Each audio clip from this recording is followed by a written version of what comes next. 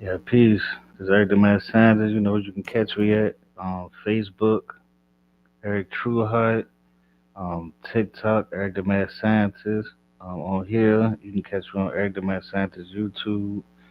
We're going to get into a little something demonic possession versus mental illness because a lot of people, on either side, some people say, hey, these people that's evil, they have demonic possession, they possessed by demons and people on the other side say it's mental illness. So we could go tackle both sides, see if we could come to something agreement or something, or or maybe switch people's minds on how they thought of this. But first, got to do the introduction. Could this be here will make you reminisce? Sitting back, pondering, wondering if this really it. I'm really it. Everyone told me since I was just a jit that I would make a difference. Like instantly started making hits. July 25th, moms and pops received the gift. That was me, the golden child, the black sheep. Now I'm grown and proud. Pops died, I was 12 or 13. Turned a crib at 13. That was some niggas' worst dream. Older sis was 16, older brother was 19. I looked up to him, I felt he taught me the right thing. I was skipping school and hanging all night on that night scene, flipping packs, stealing cars and breaking in houses for nice things. Future looking blit, past is colder than ice cream. Mom's throwing fits and I'm fighting and serving crack fiends. Where I'm from, you either the hustler or the doer. Had a fetish for cash and too much pride to be a doer. But don't get it twisted, I seen them hustlers turn to doers and doers turn to hustlers. That's the life in the sewer. My granny is my rock, she knew her grandbabies was rulers. So I'ma forever show my respect I ever knew ya. Hallelujah to God. All right, let's get to it. All right, check this out, the mad scientist. If you see right here, I'm gonna be talking about sociopaths, psychopaths, narcissists. I'm gonna go into court records. Talk about mental health. We can talk about demon possession. We can bring all this stuff up. You know what I'm saying? That everybody, has disagreements on when it comes to people doing evil and evil people. Like the greatest thing I picked was, murder. So murderers, killers, serial killers. All right. So let's get to it. All right. Serial killers. Childhood was mixed with serial killer. Signs to watch. Top serial killers by numbers and satanic serial killers. Okay, so I'm going into people that's what you call spiritual serial killers that say they are satanic. I'm going to other serial killers. I'm going to killers. I'm bringing all this up. I'm going to their childhood. So we're going to go see is it a mental thing? Is something that causing them to do it? Is it a demon that's causing them to do it? Is it child trauma that's causing them to do it? So I'm gonna break down both sides and see what a lot of them are claiming, what psychiatrists are saying, what psychology says, what neuroscience is, stuff like that. So let's go. What makes a serial killer? FBI.gov. There are no specific combinations of traits and characteristics shown to differentiate serial killers from other violent offenders. There is no generic template for a serial killer. Serial killers are driven by their own unique motives or reasons. Serial killers are limited to any specific demographic group, such as their sex, age, race, and religion. The majority of serial killers who are sexually motivated, um, eroticized violence during development. For them, violence and sexual gratification are inexplicably intertwined in their psyche. More research is needed to identify specific pathways of a development that produce serial killers. Okay, is being a serial killer genetic? Attendees at the serial murder symposium agreed that there is no generic profile of serial murderer. Serial killers differ in many ways, including their motivations. for killing and their behavior at the crime scene. However, attendees they identify certain traits common to some serial murderers, including sensation seeking, a lack of remorse or guilt, impulsivity, and need for control. And predatory behavior, that traits and behaviors are consistent with the psychopathic personality disorder. Attendees felt it was very important to law enforcement and other professionals in the criminal justice system to understand psychopathy and its relationship to serial murder. Psychopathy is a personality disorder manifested in people who use a mixture of charm, manipulation, intimidation, and occasionally violence to control others in order to satisfy their own selfish needs. Okay, let's break it down. I like to break down everything we're talking about, like the words that we're using with the psychopath, with a sociopath, stuff like that. What gives serial killers motivation? Anger is a motivation in which an offender displays rage or hostility towards a certain subgroup of the population or society as a whole. Criminal enterprise is a motivation in which the offender benefits in the status of monetary compensation by committing murder that is a drug, gang, or organized crime related. Financial gain is a motivation in which the offender benefits monetary from killing. Examples of these types of crimes are black widow killings, robbery, homicides, and murder. Multiple killings involving insurance and welfare fraud. Ideology is a motivation to commit murders in order to further the goals and ideals of specific individuals or groups. Examples of these include terrorist groups or individuals who attack a specific racial, gender, and ethnic group. Power thrill is a motivation in which offender feels empowered or excited when he kills his victims. Psychosis is a situation in which the offender is suffering from severe mental illness and is killing because of that illness. This may include um, auditory and visual hallucination and paranoid, grandiose, and bizarre delusions. Sexually based and motivation driven by the sexual needs, desires of the offender. There may or may not be overt sexual contact reflected to the crime scene. So let's talk about all motivations of a serial killer. So what I'm trying to break down is it a demonic being telling these people to do it, or is it reasons? See, that's the first thing. Is it reasons why they do this? It's a lot of high when it comes to murder. Murder is a high, just like a lot of other things. So some people do it for for the excitement. Some people do it for the money. Some people do it for revenge. Some people do it because they're in the criminal organization. Some people do it for sexual urge. Some serial killers don't even get the sexual urge unless they do it, kill somebody. You see what I'm saying? So there's a lot of different ones. It's not just one reason why people do these things. See, and I'm going to the harshest people first, meaning like the serial killers. I'm gonna break down certain killers that did certain things, but I'm going to the harshest killers that people would say these people got to be demonic for the actions they doing. So I'm gonna go in a minute. I'm gonna go into their lives, how they grew up, what made them do it. You see what I'm saying? And we're gonna get to the end and say, was these demons that's doing it, or was it messed up parents? Was it a messed up life? Was it a messed up society that created these people? Just like it creates anything else. All right. What is a sociopath? A sociopath is a person with a personality disorder that is marked by traits of impulsivity, risk taking, and violence.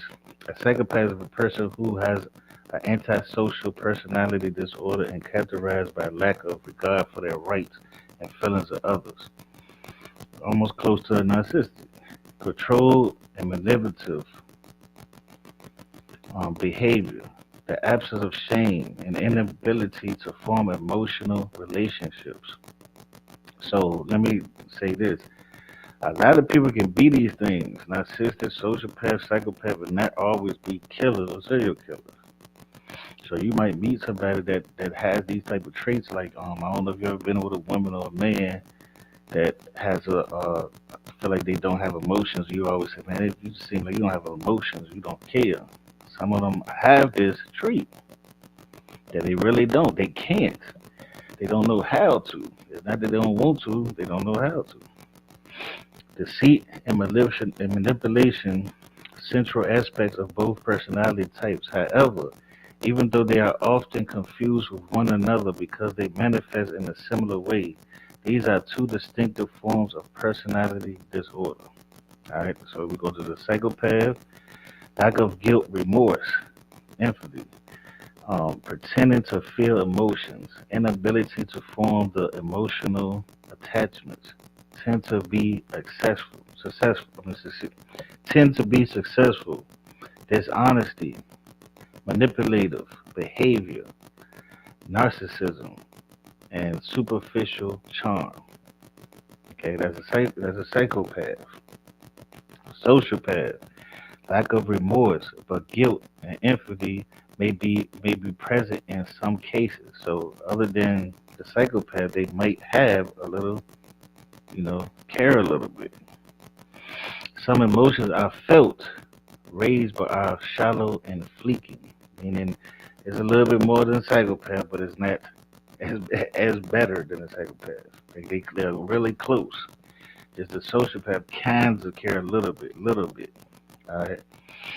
May form close attachments to one or a few individuals. Consistent irresponsibility and repeat violations of law. Consistent lying and deception, aggressive and reckless behavior. Okay, so they're more under out of control. The psychopath is more in control, meaning he more manipulative. He can act better than a sociopath. A sociopath have these same type of traits as violent and stuff like that, but they can't have it as good as a sociopath. And a lot of times they disorganized. A lot of times they go to jail, keep getting out, being violent, doing stuff like that. You see what I'm saying? All right. Let me see if anybody saying anything before I go further.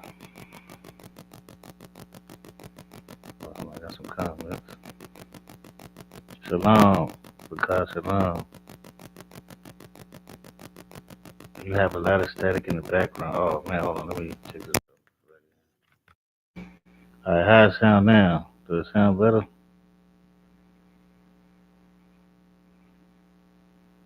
Let me know.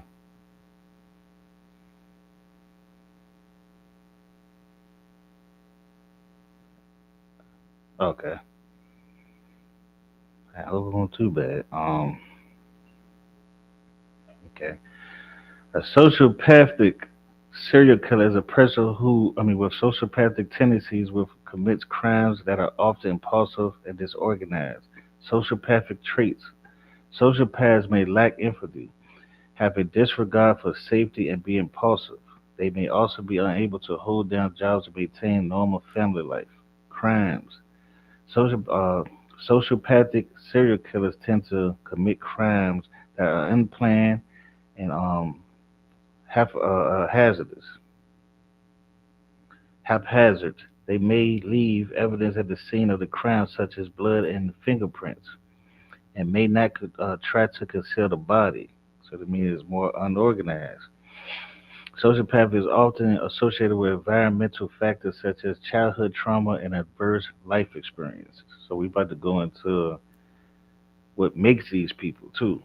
This is not something that these people just come out as children. It's things that happen, just like anything else.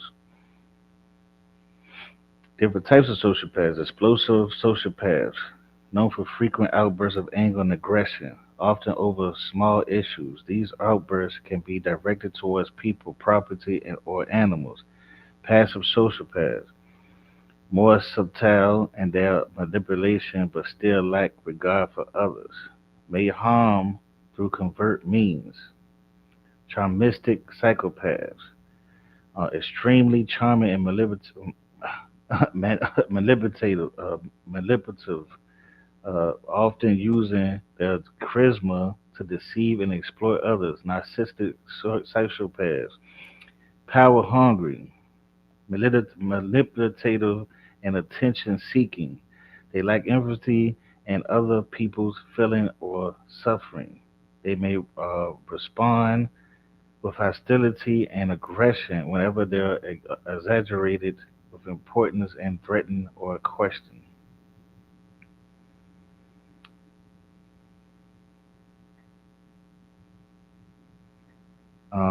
So this is showing the different types of sociopaths. Okay, so I mean, you might know people that be like, man, this sounds familiar, but hey, look, like I said, all it doesn't mean they're going to be killers or or serial killers. It's just signs that they could lead into this. You know what I mean? Sociopathy. It's not a formal clinical diagnosis. The term is often used to refer to symptoms of antisocial personality disorders, like low empathy, manipulation, tendencies, and lack of remorse. The word sociopathy was first used in the late 1800s to refer to people with some mental health conditions. The term comes from two Greek words that combine mean suffering soul.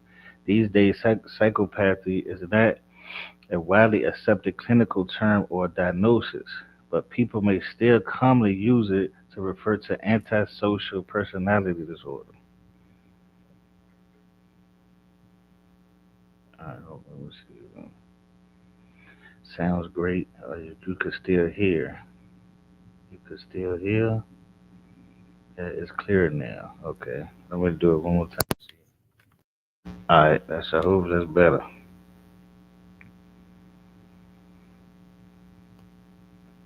Okay. Out of four types of sociopathy, narcissistic take advantage of others to get their way, may get what they want, have an inability or unwillingness to recognize the needs and feelings of others, be envious of others and believe others envy of them, behave in an arrogant way, brag a lot or come across as conceited. So you know a lot of people like that. A lot of people have narcissistic traits in them. A lot of people, they always think they're right. They think people jealous of them, or they're really jealous because they feel like that you think you better. They don't never really give you props. They always hating. This is a narcissistic way because people do want to be. People are envious of you if you're doing better than them. Yes, it sounds clear now. Okay. All right. Borderline personality disorder is a mental health condition that affects the way people feel about themselves and others, making it hard to function in everyday life. It includes a pattern of unstable, intense relationship as well as impulsiveness and unhealthy way of seeing themselves. Sadism is a trait possessed by individuals with a personality of displaying recurrent aggression and cruel behavior towards others. Sadistic people are sadistic in nature, having innate uh, desire or intention to hurt others physically, verbally, and emotionally, and find pleasure in doing.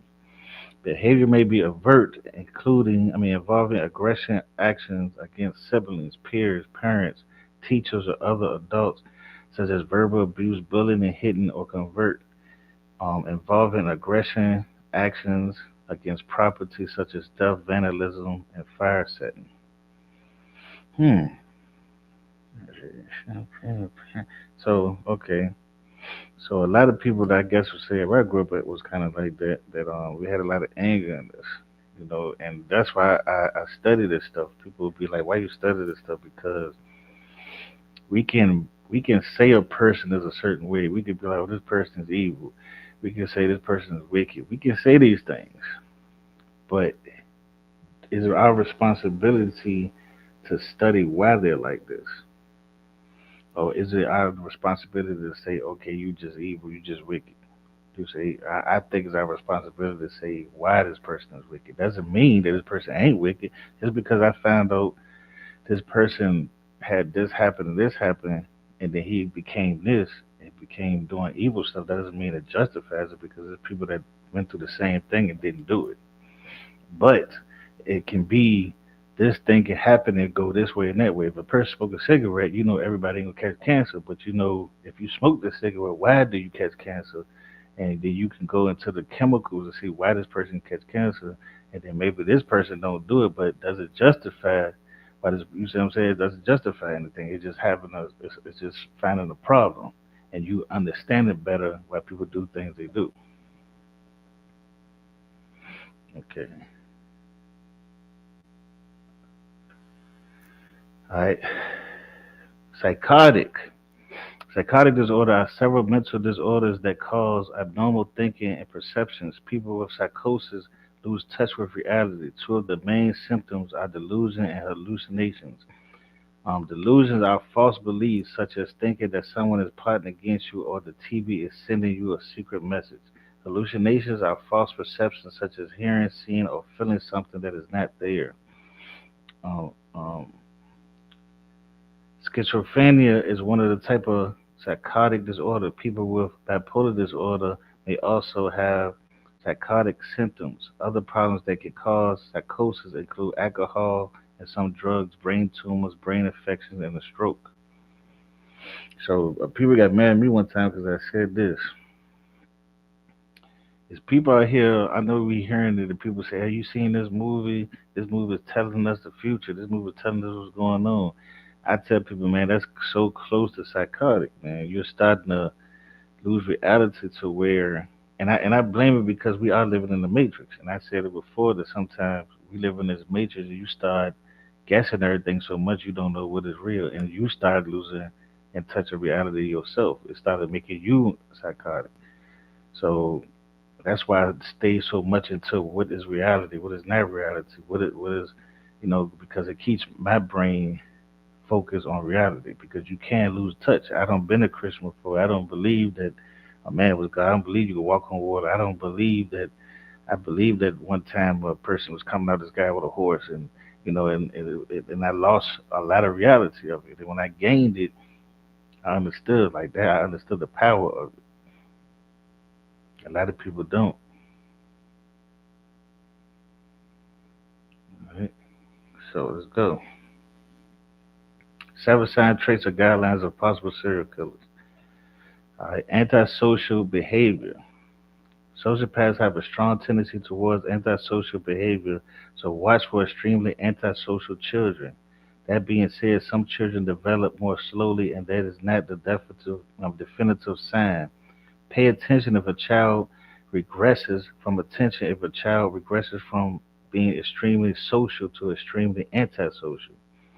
Ed Gein, the inspiration of Silence of the Lamb, Buffalo Bill, had no social connection beside his extremely religious and abusive mother, who punished him whenever he tried to make friends. After she died in 1945, Glenn began to murder and dig up graves, collecting body parts of women who looked like his mother and trying to make a woman's suit. So, this is one of the aspects I want to say about these so-called serial killers, right? That we call evil, wicked. Now, why did he become like this? He became like this because his overly, extremely religious mother beat this into him to where he hated his mother and he started murdering people that look like his mother. Now, it was the justification, no. Is it evil? Yes. Because why? Because there's other people who have been through this and didn't do the same thing he did. So that means he had other issues that was with him that she helped produce even more.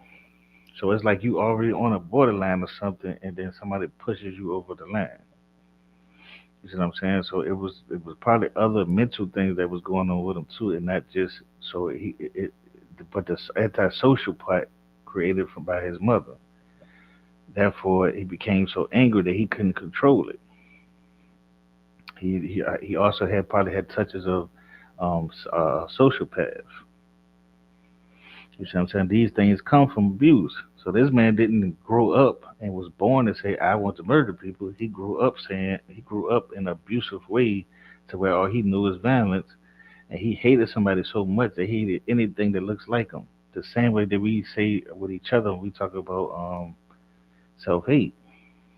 That we do something to somebody that kind of looks like us or familiar with us because we hate ourselves so much. This is the same type of thing. You hate somebody else so much that you try to destroy anything that resembles him, but a lot of them never destroy the person that did it to them. And I learned that a lot too. They don't go and a lot of them didn't kill their mother. They killed a lot of women that looked like their mother, but their mother still was alive. So it was kind of like they still feared them, but by doing this to these other women, it kind of made them feel braver. Felt like because they could imagine I'm doing this to her, and that's how a lot of some of them were. All right, and let me tell you a story about that. I had abusive stepdad. You know, he was drinking and stuff like that. You know what I'm saying? And the trauma hit me so hard that anybody that drunk around me or when he got drunk, I still had a kind of, I'm not gonna say scare or fear, but it was like a alert when he was drinking, even when I was a grown person, because of the trauma as a kid. And it's weird. It's weird to say, and I probably could have beat him up. I could have did nothing, but mentally, it had me as an aspect of being having a alert of him when he gets drunk.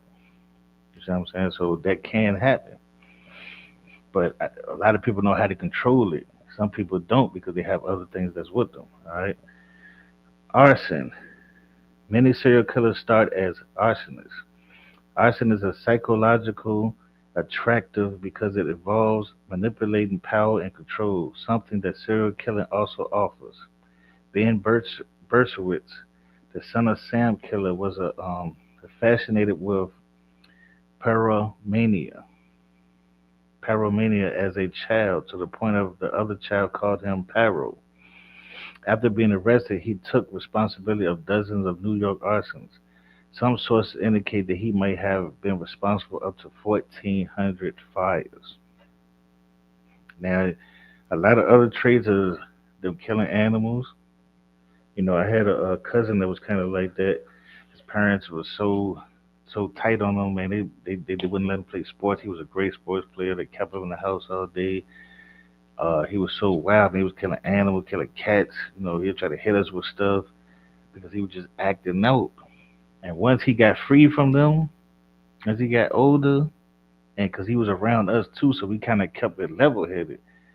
But I think if we weren't around him and he became antisocial, I think it would have damaged him a lot, and he could have been something different. But luckily he didn't, because he got around away from us at a certain time, and we were still around him, so he still had that understanding of morality, understanding that this is not right. That we talk to him, you know. So that's why a lot of times the antisocial, meaning being antisocial, being away, and then having these problems cause more effects because you don't have other people to be able to help you in these conditions. So you started creating your own. I know this girl that had the problem where she was going through so much stuff and she felt like she couldn't talk to nobody. She created her own character. You know what I'm saying? She called herself a whole nother name and talked to the third person. I had to sit there and tell her, you know, and I talked to her one day and I was like, oh, you're right, traits play an important part of the person, added trauma. Yes. Yep. And I talked to her and she was like, you know, talking to a third person, they gonna make this person come. I said, look, you're not crazy. You created that third person as a defense because the stuff you went through, you felt like that you wasn't brave enough to do it yourself, so you created another character to make yourself that brave. And until that day I told her, she stopped doing it. You see what I'm saying? Because that's why I studied psychology. I could tell she didn't really have that problem, but she created a fake character for defense. She didn't create it because she had a mental problem. She created it off of feeling safe because she felt like ain't nobody else protected, so she created something else to make herself feel safe. All right. Torture small animals. This is one of the strongest warning signs. Children who torture and kill small animals like squirrels, birds, cats, and dogs without showing remorse are highly likely to be sociopaths. Many serial killers kill to control their other lives and, as children. Small animals are the only lives they have the power to control. Cannibalistic serial killer Jeffrey Dahmer would bike around the woods as a child collecting dead animals to dissect. Dahmer even killed and dismembered his own puppy, mounting his head on a stake when he was done. Now, if you see a child doing this now, I hope, I hope the parents, I hope if you see your child or niece or anything, for one thing, sit and talk to them, examine their health. Hold on, give me one second. Ah, I got it. All right, examine their self. Oh, stuff. All right, examine their self. Right, understand what the mental stuff they're going through, and then get them help because a lot of people don't black people don't like giving their family members help. I've been in a lot of situations we understood a person had a mental problem and nobody wanted to help them as a child. When they got older, they just started looking at them. Oh, he's just crazy. No, you allowed them to be like this because you didn't get them help. All right, hold on. All right, all right. Poor family life. Many serial killers come from unstable families with criminals and psychiatric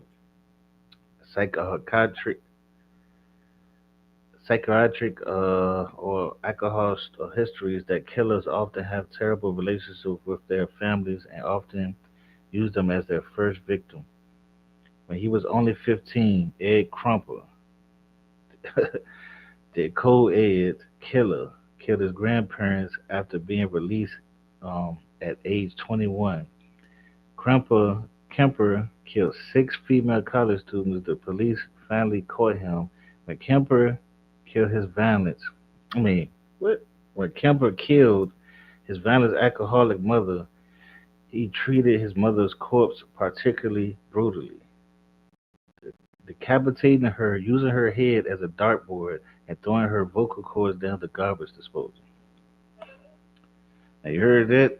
Now this guy is kind of different because he actually killed his grandparents and he chopped his mama head off. And he did some other things to her her head that I ain't gonna talk about. And then he threw her head in the garbage disposal. Now we look at this person and say, man, this man is wicked and evil. Don't get me wrong. But was it a demon that made him do it? No. It was what they did to him as a child, and he remembered. Now, did she do? Now, do sometimes they do horrific things to their children? No. All it takes for the feel that make that child feel like, um, you know, he abandoned or over disciplined or anything. It comes to that too. Or you like you say you over religious. You making them stay in the house, making them not go nowhere. You're creating them to be like this antisocial, psychopath, creating their own type of invisible third hand person. See what I'm saying? You could create that. When I was growing up, I ain't saying it like that, but I was growing up, a preacher wife, a preacher daughter was the freakiest girl around. Cause you know why? He wouldn't let her go nowhere. He kept her in the house. She was she was freakier, younger than most of the other girls, and everybody knew because he kept her in the crib. And when you keep a person in the house and you're not teaching them nothing, by the time she step outside, she's green to everything. She's not gonna be used to it because you ain't teaching her. Why you keep her in the house? You ain't teaching her nothing. You should go teach her in the house. Teach her about boys. Teach her about her period. Teach her about her hormones. You see what I'm saying? But people don't do that. You just think I'm gonna keep her closed. Eventually, she could come out that window. Eventually, she go meet that boy that she really like, and she go risk it all. You know what I'm saying? And that's a big problem. So parents got to understand you can create monsters by thinking you're doing right. All right. Let me stop and see if anybody's saying anything. This is a very important topic that most are scared to visit. Yes. Yes, I understand. Yep, you're right. 'Cause when I talk about this, people, when I talk to them, when I show my friends this, they like, man, what is crazy? You crazy? Ain't nobody go like this. You see what I'm saying? But Because people, that's why I try to take the title, because my title really is serial killers. You know what I'm saying? But I try to change it in a way better way to where it's not as scary. Because people look at it, oh man, he's talking about serial killers. You know what I'm saying? But I'm not talking about serial killers. I'm talking actually psychology and psychiatry and child trauma. This is what a mental health. This is what I'm actually talking about. I'm just using them to explain because I'm using the worst thing or worst human being that you can use on earth. Well, the worst of the people that's worse than this is a pedophile and a rapist. I mean, they're to me they're worse, but they done there the same thing. I mean, because they were rape guys too and kill children. So these are the worstest people of the worst, and I'm showing you the human side of them because people turn them into demonic beings. They are the devil. They are the Satan. They don't have it in them. They are that, but they're that because of a reason. All right. Childhood abuse. Many serial killers are abused physically, psychologically, sexually, as children by a close family member. These behavior installs in the child feelings of humiliation and helplessness, feeling which they will later seek to install in their victims. Aline, I don't know his name, but Warrenos, the prostitute serial killer portrayed by Charlie Charlize Theron in Monster, was abandoned by her mother when she was 4 and never met her father, who was serving time in prison for raping a 7-year-old girl. So he already, I mean, when Aline was born, Aline's grandfather, who took over care, and Aline, when her mother left, physically and sexually abused her until she ran away after 15. Now, again, you see what I'm talking about? Listen, if your father or her father is abusing her, most likely he was what? Abused. And then most likely he was what? Abused by someone that was close to him. So therefore, if a father is abusive, a father is messing with 7-year-old girls and a pedophile, most likely somebody in his family was a pedophile and taught him how to be that by molesting him. See what I'm saying? So why would you give a child to the molester or the pedophile father? What the hell is wrong with these people? Why would you do that? Knowing that something had to happen to him for him to do what he doing because somebody else did it to him. So why would you go to his bloodline and give a child to him? And then you're surprised that the motherfucking daddy did this to him. I mean, this is crazy. All right. Substance abuse. Many serial killers struggle with the drug and alcohol abuse. Jeffrey Dahmer began drinking in his teens and was an alcoholic by high school graduation. His alcoholism resulted in both his explosions from college and his discharge from the military.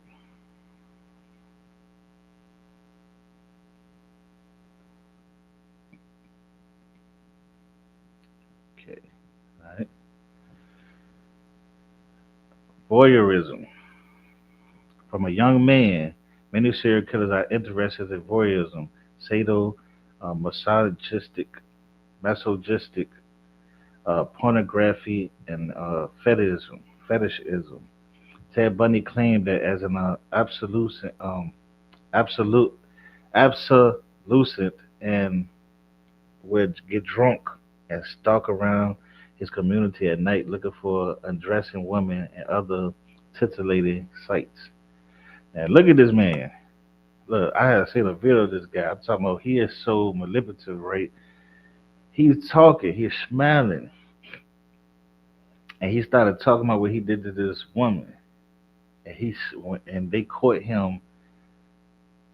I guess you say he started enjoying the vision in his eyes. I'm talking about his eyes turned to demonic like that. I mean, he turned evil like that. You see what I'm saying? Like this is not a happy smile. I guess people in that Europeans, I guess they look at this and think, okay, this man has a nice smile. This shit look demonic. I mean, he looks like he's evil. You know what I'm saying? He looks like he's manipulative. He doesn't look like a guy that I would just, if I was a woman, be like, hey, no, he looks kind of wild. But I guess that's what they liked back then. But you know what I'm saying? To a lot of people, he was charming, good looking, but inside he was evil. But a lot of things happened when he was growing up. You know what I'm saying? To where he got to this point. But he learned how to be manipulative because when you're going through this trauma, like I said, you become defensive. You start creating stuff. You start being antisocial. Start creating. You start getting a social, being a sociopath or a psychopath. I think more he was. He's more of a psychopath because he's more organized. He knows how to go to you and manipulate you. He knows how to charm you. He doesn't make you think. You know how it feel like sometimes. I don't know if you ever been around people and they was kind of like mentally unstable and they did something and you kind of like he was kind of off the meter anyway. So I'm not really surprised. I'm surprised, but I ain't really surprised he did it. That's a sociopath. When you find somebody like, oh, this guy had a good job. You know, he's driving a good car. He had a house. He had a wife, but he was killing people. That's more of a social psychopath because he's more organized. He knows how to hide it more. It's better. Okay. These serial killers created by their childhood. Many serial killers are survivors of early childhood trauma and some kind of physical and sexual abuse, family dysfunction, emotionally distant and absent parents. Trauma is the single recurring theme in the biographies of most killers as a consequence of his trauma. They suppress their emotion response. They never learn the appropriate response to trauma and never develop other emotions, which is why they find it difficult to empathize with others. Peter Vronsky is the author of Sons of Cain, a history of serial killers from Stone Age to the present. A book that explores why some people become killers and others don't. I need to find that book. The book explores how our understanding of serial killers called monsters before the advent of modern psychology have changed over time and considers answers to difficult questions. What exactly make a serial killer? Now, I just want to say and giving you things, always smiling. You're right. You're really manipulative, so you gotta watch them. Women like that too now. But that's why I study psychology. See, like I said, when you study psychology, you think like this person. I didn't read these books. I didn't go into it. When you start studying psychology, you start looking at people different. When you see people, you say, "Well, why this person do?" You don't say, "Oh man, I can't believe this." You saying, "Why this person did it?" When I say a mother kill a child, I'm saying, "Why did she do this? What would make you do this?" Because at first I used to look at, from a religious standpoint, I looked at it like, "Oh, this person just ain't got no soul. This person got a demon," you know. Or you look at psychology, you look at it like, "Why?" You understand, start understanding postpartum. You understand how deeply depression is. A lot of people say they're depressed, but when you really diagnose with, there's a difference. A lot of people say, "Oh, I'm bipolar," but you will know the difference when you see somebody actually diagnosed with bipolar. See, there's a difference. A lot of us walking around and say, "Oh, they," because we're trying to diagnose ourselves. But when you understand a person with real schizophrenia, with real depression, with real postpartum, I was with a woman with a postpartum, and I seen it. She was so depressed, she couldn't be around a baby all the time. She was always like depressed, and you know what I mean. It was like, why you just can't get up? Oh, you don't understand. I couldn't understand. I never could understand why she was like that. You know what I'm saying? It was so hard for me to understand why you acting like this. Okay. Serial killer childhood trauma. The article describes the result of study of 36 murderers, most of whom are serial killers. The subject displays similar patterns of severe childhood neglect, patterns developed from a birth through abstinence. Most of the serial killers had poor relationships with the mothers and consistently never learned appropriate ways to relate to other human beings. For example, the mother of a subject was schizophrenic, and the mother of another subject had banished him to a basement when he was only 10 years old. Although many individuals who suffer from neglected childhood do not become killers, without intervention or critical points in childhood development, abused and neglected children are at risk of growing up to become violent murderers. Childhood problems at home, a school system that is unwilling to and unable to help, an effective social service system, and the inability of a person to relate sexually in a normal way to others, is almost a formula of producing a deviant personality. Office Adjusted Program. Okay? So again, when these people go through things, the difference is of why this person go through and this person go through the same thing, and it's different aspects, and they go through different ways. I mean, they do different things. One become a killer, the other one becomes something that might, but they might uh, train other people or become a better human being. It's because one had a better society that supported them. Again, meaning he might have friends. He might have people at school, teachers that took the time to really try to figure out what was wrong with him. The other one became what? Again, social, antisocial, sitting in the house, not going outside, not wanting to be have friends, going to school, not talking to people, really closing himself in. That he go home and be abused. That he's being cut, physically abused. He's being psychology abused to where he has to create his own friend, which is a third person, which can kind of make him psychotic, schizophrenic, sociopath. You see what I'm saying? Then he get older, he becomes more narcissistic because he said, "Hey, everybody didn't give a fuck about me. I care about myself now. I don't care what nobody else say." Or because he been in a situation where it's nothing but violence and no love, that he don't know how to love. He don't know what that emotion is. How can a person love? How can a person care? How can a person do anything if they didn't never have that emotion or they never experienced that emotion from another person? Okay.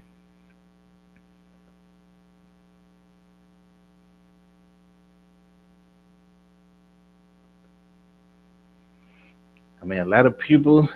I already know a lot of people ain't gonna, understand it. There's a lot of people like to judge. A lot of people like to say, "Hey, nah, man, they wicked. Nah, man, they ain't. No, nah, they ain't have to do that." But that's not how things work all the time. You see what I'm saying? That's not how. If everybody thought like that, yeah. If everybody thought like, "Oh, okay, I had this bad childhood. I had this. I can survive. I can do be a better person. The world would be better." But everybody don't think like that, and we have to understand that everybody don't.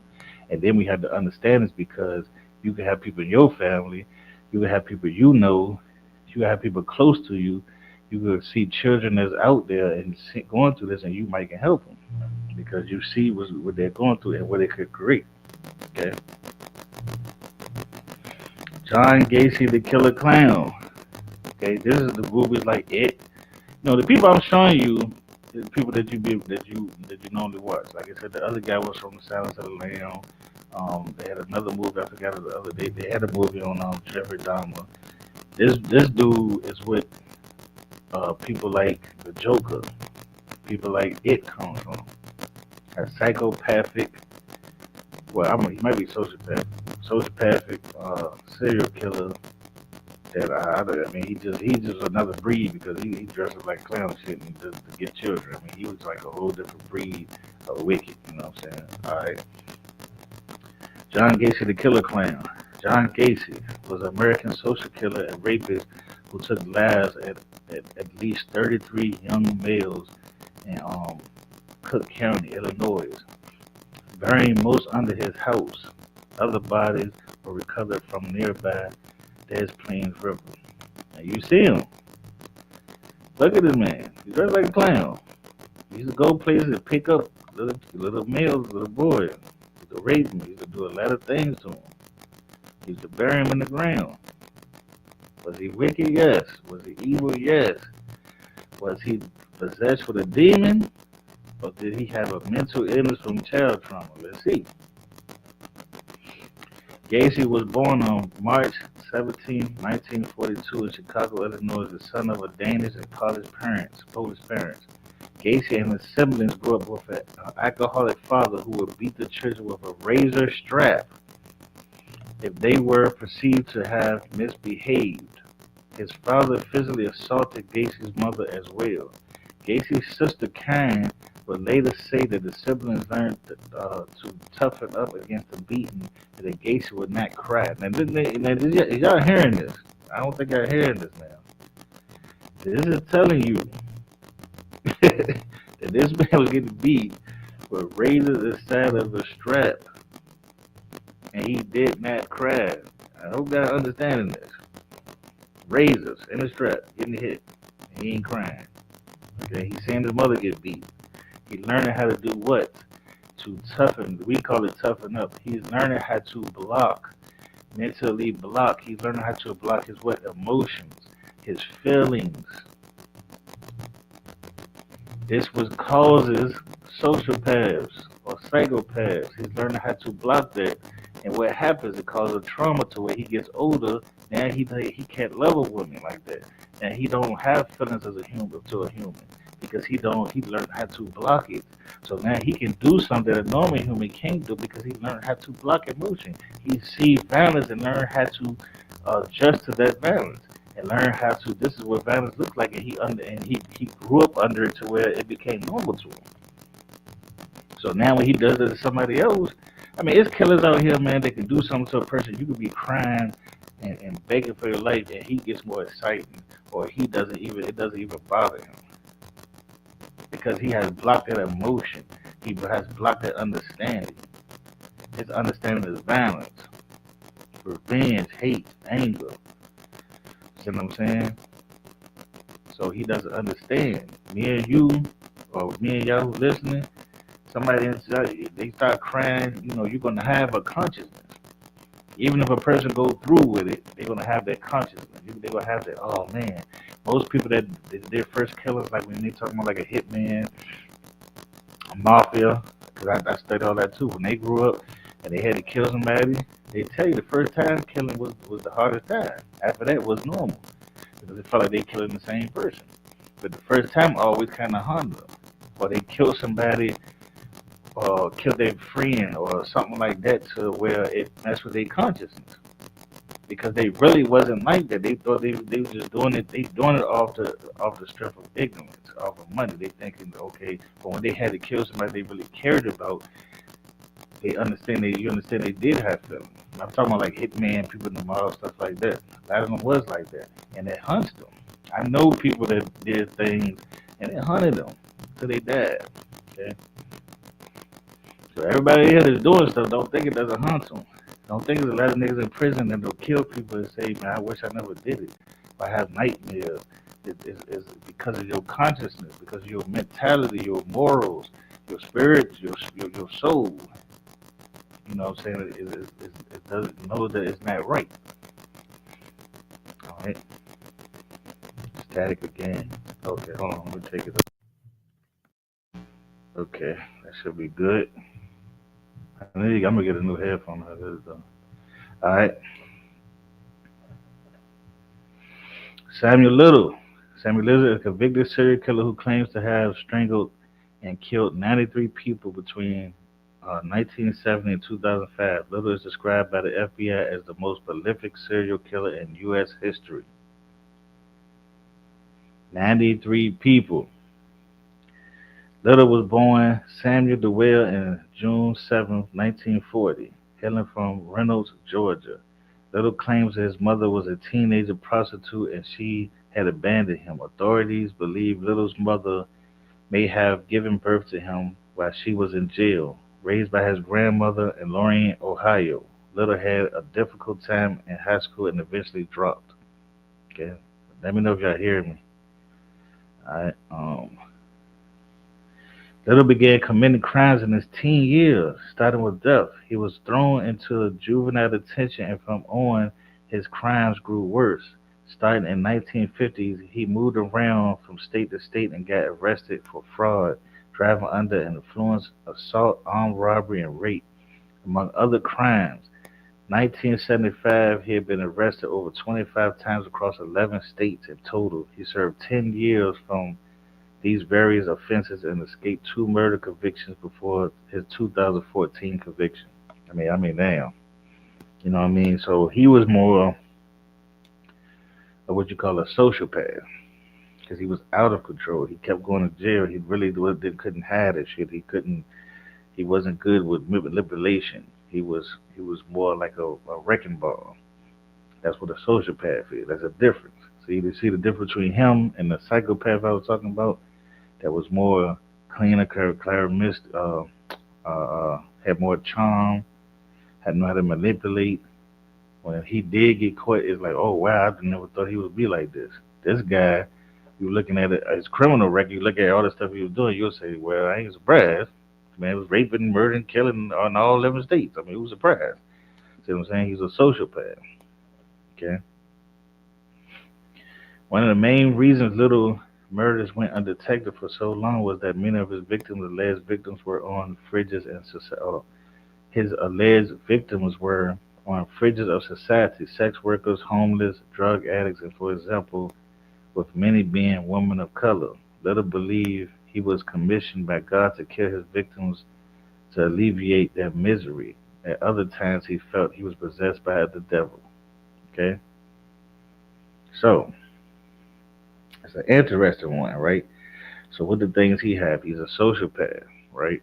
Okay, he's also psychotic, right? Because why? He believes God telling him that he needs to. I tell people, the most dangerous person is a person who loses reality. Let me make sure I can hear me. Okay, I think I can.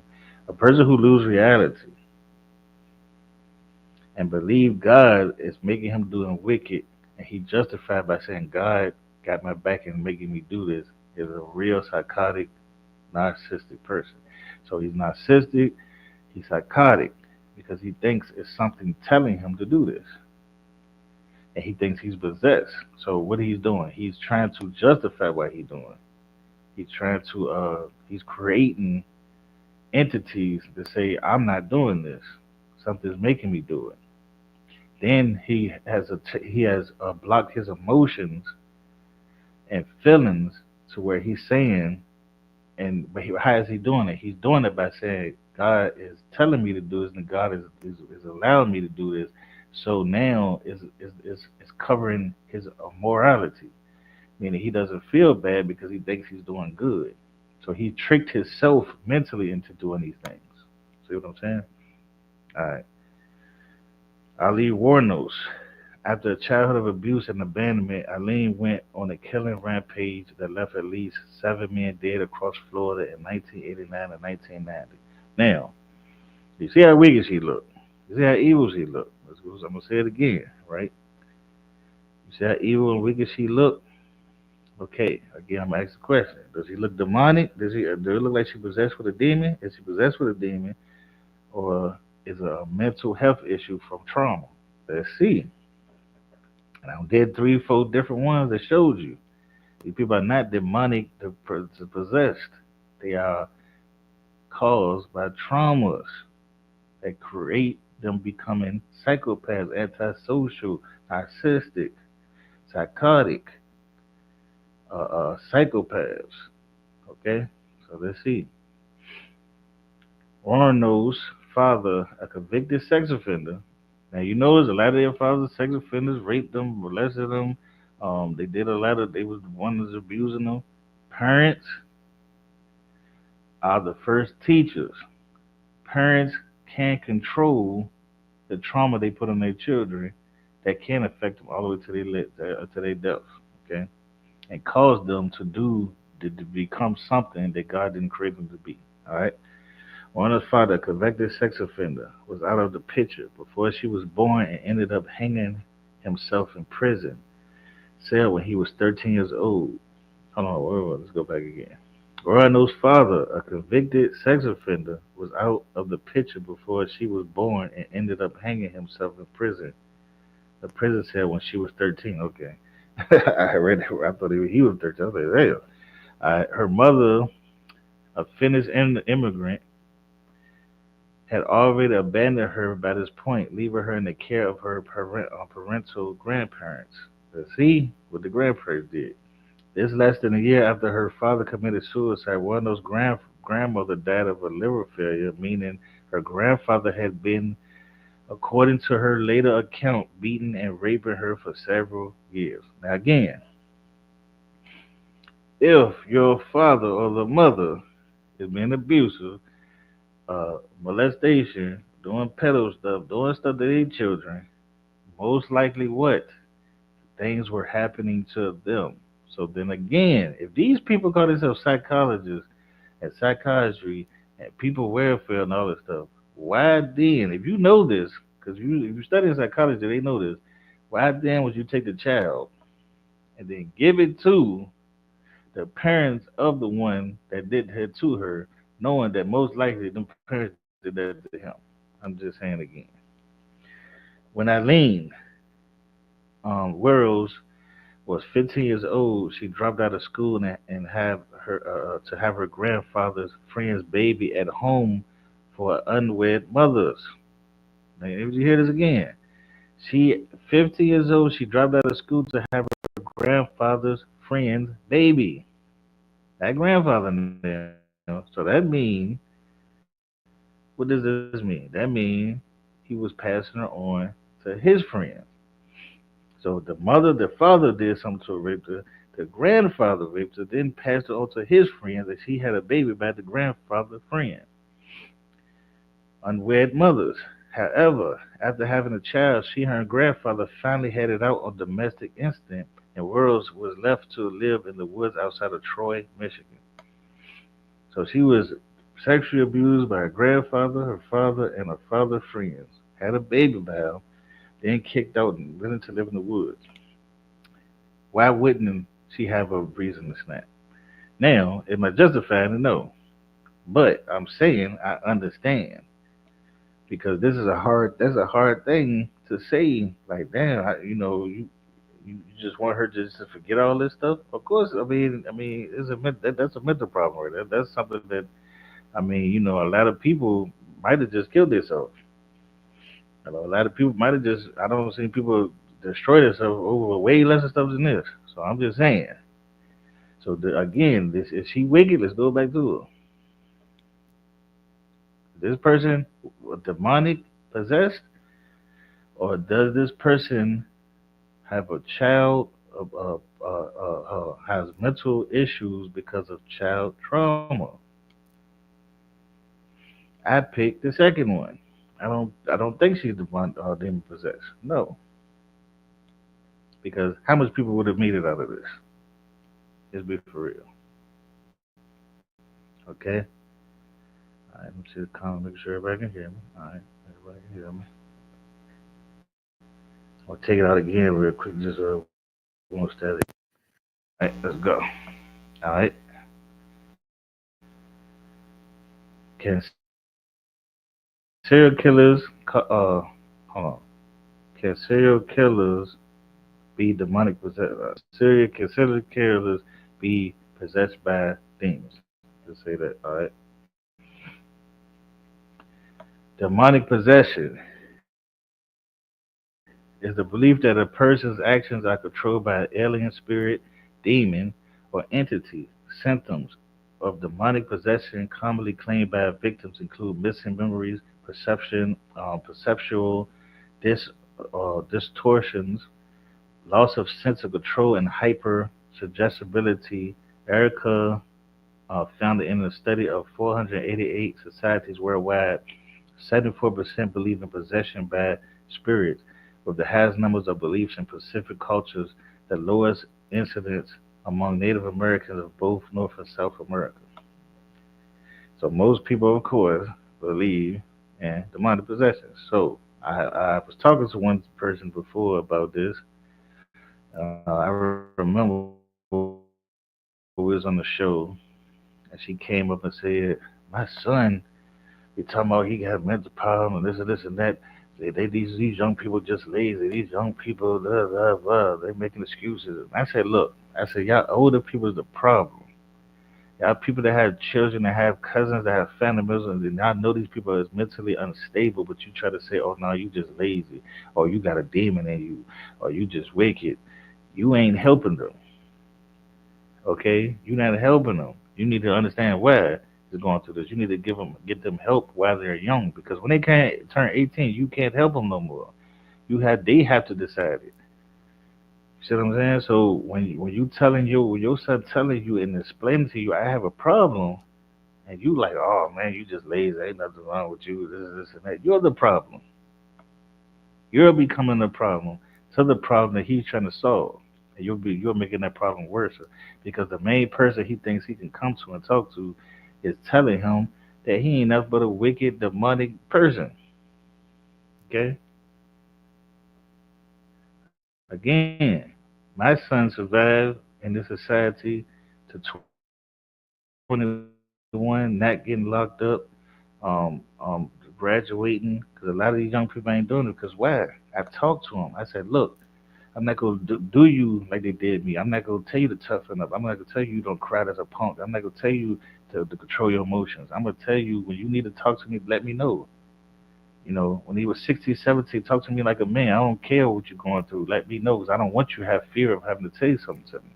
You know what I'm saying? I used to take them out places, let them see the stuff that's going on, and say, see what's going on out here. This person right here, they talking about this. Something's gonna happen to them. And I let them see. I let them when I was homeless. I let them see me homeless, and I used to always tell them, "You see how I was homeless, sleeping in that car? Yeah, because I ain't finished school, because I ain't do stuff." And he understood that. You know what I'm saying? And then he seen me do what? He seen me come from out that homelessness. He seen me get a great job. He seen me get my own place. He seen me get my own car. He seen me get out myself out the mud. And I did it with the help of people that surrounded me that I didn't have before. And I understand that you have to have people surround you that thinks a certain way so you could think a certain way. If you hang with poor people, and I'm not saying to forget poor people, but if you hang with people, well, I ain't gonna say poor people, let me not say that. If you hang with people that's not trying to succeed, you're not going to succeed. If you hang with people that is going to succeed, you're most likely to succeed. It's that simple. Okay. I just making sure everybody can hear me. Okay. Let's go. Okay. Exorcism is religious and spiritual practice that involves expelling evil spirits from a person, place, and object. It is performed by an exorcist and is believed to have the power to cast out demons. Okay. So this we already know what exorcism. Most people know what exorcism is. Scholarly community encyclopedia. These who profess a belief in demonic possession, also referred as possessive trance disorders, have sometimes ascribed to possession the symptoms associated with physical and mental illness, such as hysteria, Tourette syndrome, epilepsy, schizophrenia, conversion disorder, and dissociative identity disorder is article, and dissociative identity disorder. Hold on, I read it again. The DMS five states possession from identities and dissociative identity disorder typically manifesting as behaviors that appear as if a spirit, supernatural being, or outside person has taken control, such as the individual begins speaking or acting in distinctively different manner. It is not uncommon to ascribe the experience of sleep paralysis to demonic possession. Although it's not a physical or mental illness, the symptoms vary across cultures.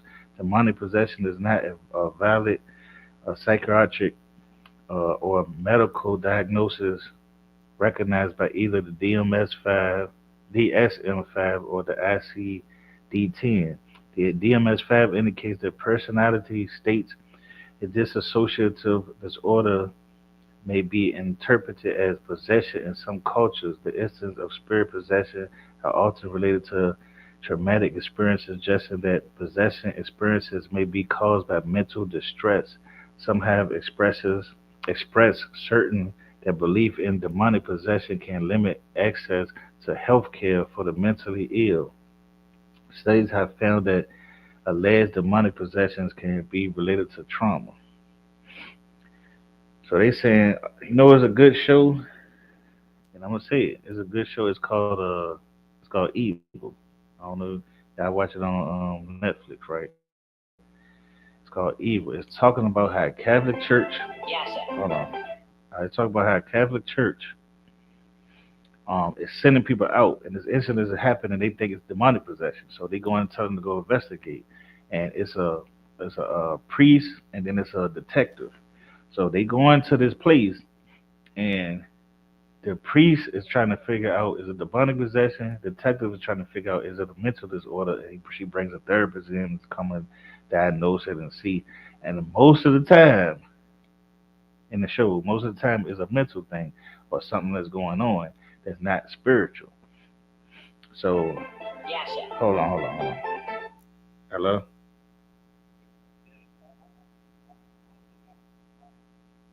Hey, let me hit you right back. I'm almost finished with the show. Yeah. Oh yeah. I'm gonna hit you right back. Uh, so um yeah. So okay, evil. That's what it's about. So look. So this is what they do in real life. A lot of times they say, "Hey man, it's not really that because mental health and understanding the brain and understanding these things are becoming more understanding to religion too." So when they go into these people and these people saying it's mental, I mean it's demonic possession. A lot of times it's stuff like that, drama, mental health, stuff like that. And what they're saying is by you saying this person has demonic possession in them, you're stopping them from getting help because you're trying to say it's not a mental problem. So therefore, what is a doctor gonna do? What is a hospital gonna do? What is a therapist gonna do if you're trying to say it's something other than a physical thing? So just be you have to be what they're saying basically what I'm getting is just be careful diagnosing that. So stop telling people they have a demon in them. Stop telling your son, stop telling your child, stop telling your nephew, stop telling your cousin, stop telling your friends, stop telling people you don't let they have demonic beings in them. Because you don't know. Okay? And you're trying to get and convince them that they have a demon in them. Therefore, what it does a lot too, it just makes them justify what they do. I had a family member that was called crazy his whole life, and he said, "You know why I was acting like that? Because it was justification. Because when I did do something, all I did is had to say I'm crazy. All I did is had to say this is this. You see what I'm saying? So when you telling people that, they started to say, "Well, I didn't do this. The devil made me do it. The demon made me do it." And therefore, a lot of people will what continue to do it and become worse. I'm just saying. All right. Let's see if everybody. All right. We'll take it out one more time. All right. Payton's quarterly was executed in Michigan, Massachusetts colony. Governor Winthrop's diary tells us that the mistress Talby had been in good esteem for godliness, but failing at different with her husband uh, through melancholy, melancholy, uh, or spiritual delusion. Sometimes these don't. Okay, hold on. I gotta move the screen. So she sometimes attempted to kill him and her children and herself. She was excommunicated from the church and whipped, whereupon she was formed for a time and carried herself more dutifully and her husband. But soon after she was possessed with Satan, that he persuaded her by his delusions, which she listened to as revelations from God to break the neck of her own child, that she might free it from future misery. Her execution by hanging was ordered after she confessed the crime when threatened with being pressed to death. Winthrop concludes with Mr. Peter, her late pastor, and Mr. Wilson went with her to a place of execution but could not do no good with her. From his account, it was very much sounds like Dorothy Talby suffered from severe postpartum psychosis, not demonic possession, but in 1639, the treatment was death. Now, this is what I'm saying. I mean, I can't really, I can't really blame these people at this time because I don't think, it was that deep into psychology as much. So this woman broke the neck of her child, tried to kill her husband, and they said, "Hey, you just a demon. Let's get rid of you." You know what I'm saying? They saying today, if she was diagnosed, she would have psychosis. She would have postpartum psychosis, which I said is a real thing. So when you see a lot of these women, not all of them, but you see a lot of these women doing stuff to their children, right? it is a form of postpartum. Now, postpartum happening to 10% of men. Men can get it too. So don't understand, men can get it too. But women mostly get it because it's a chemical imbalance, mentally health thing. And I've seen it. I've seen it. I've seen it close up. And it was so hard to understand why this person just couldn't snap out. Why these people couldn't snap out of it. I don't see people cry for no reason. Baby crying all day and they ready just to go off on the baby. And you had to get the baby and say, okay, chill. I got the baby for a little bit. I've seen it. You see what I'm saying? Because they already going through the depression. They already going through this body change. Women go through a lot. We got to realize it's a big ass body inside their stomach that's moving organs around. For one thing, if that baby coming out, then they depressed because what their body is not the same. Then it changes. It's a lot of stuff a woman goes through that we ain't gonna never understand. You see what I'm saying? So like I said again, if I'm saying it's justification for them doing it, no, it's just an understanding. It's more of an understanding. So now when you with your woman, now you see your friend with a woman, he said, man, she just had a baby, she acting crazy. You tell them about postpartum. Tell them to understand what postpartum is. Tell them to research it. Tell them to see if he can help. See if he can help her get through therapy. See, you see what I'm saying? Well, type of things like that because one day you might go home, go to work, and you come back home and that baby not here no more. You know what I'm saying? And now you ready to go off on the mother, do something to the mother, but you should have seen them signs because it's a mental problem. You know what I'm saying? A lot of people can't control that. Not saying she should have did it, but I'm saying you should have seen the signs as a father also. You should feel when your baby is unsafe. I've been with my ex-wife before, and she snapped on the baby like she ain't hit her or nothing or do nothing to her, but you could tell when a person is tired. A person can't take it right now, and a person could snap at any time. So I take the baby like I'm gonna get her. You know what I'm saying? You just sleep because he's trying to sleep. The baby wake up 3 in the morning crying. I'm the one that had to go get him because you see what I'm saying. She don't had it. She don't already did everything she needed to do. So it's things that a father needs to do too to get that stress off the woman. Don't look at that woman like she's like you. The woman is emotional, feminine. You know what I mean? We talk about how we want a woman to be masculine, but we try to make them that. So when a woman is telling you or you see her depressed, you see her going through stuff, understand.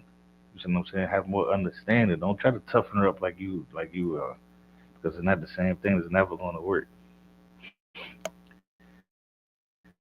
That's why a lot of women discipline is way more aggressive than a man. I've seen women discipline their children, and a man discipline the children. When I used to discipline my son, I beat my son one time when he was like 11 years old because he stole a car. Someone he was like with these little kids do some dumb stuff. Beat him real good with a belt. He told me, "You know why I don't get in trouble no more? Because of that beating." And I ain't try to hurt him. I talked to him. I let him know why I'm doing this, and I ain't did it no more. Because I know once he got older, 12, 13, 14, 15, that shit ain't working no more. Now you got to talk to him. But I put that discipline in him to understand that I'm your father. I ain't playing with you. I don't want you to go out there and do this. See, a mother will go off emotion. Mother will go ham. I've seen it, and they think that's discipline, but they can become really abusive because of the emotion they come off of. They coming off emotion, we come off more rational. I mean, I'm just saying. Not saying there's nothing real wrong with them. I'm just saying that's just they're more emotional beings than we are. All right, let's go to the next one.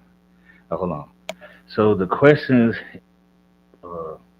psychosis trait is it a excuse or is it the person blameless or fault?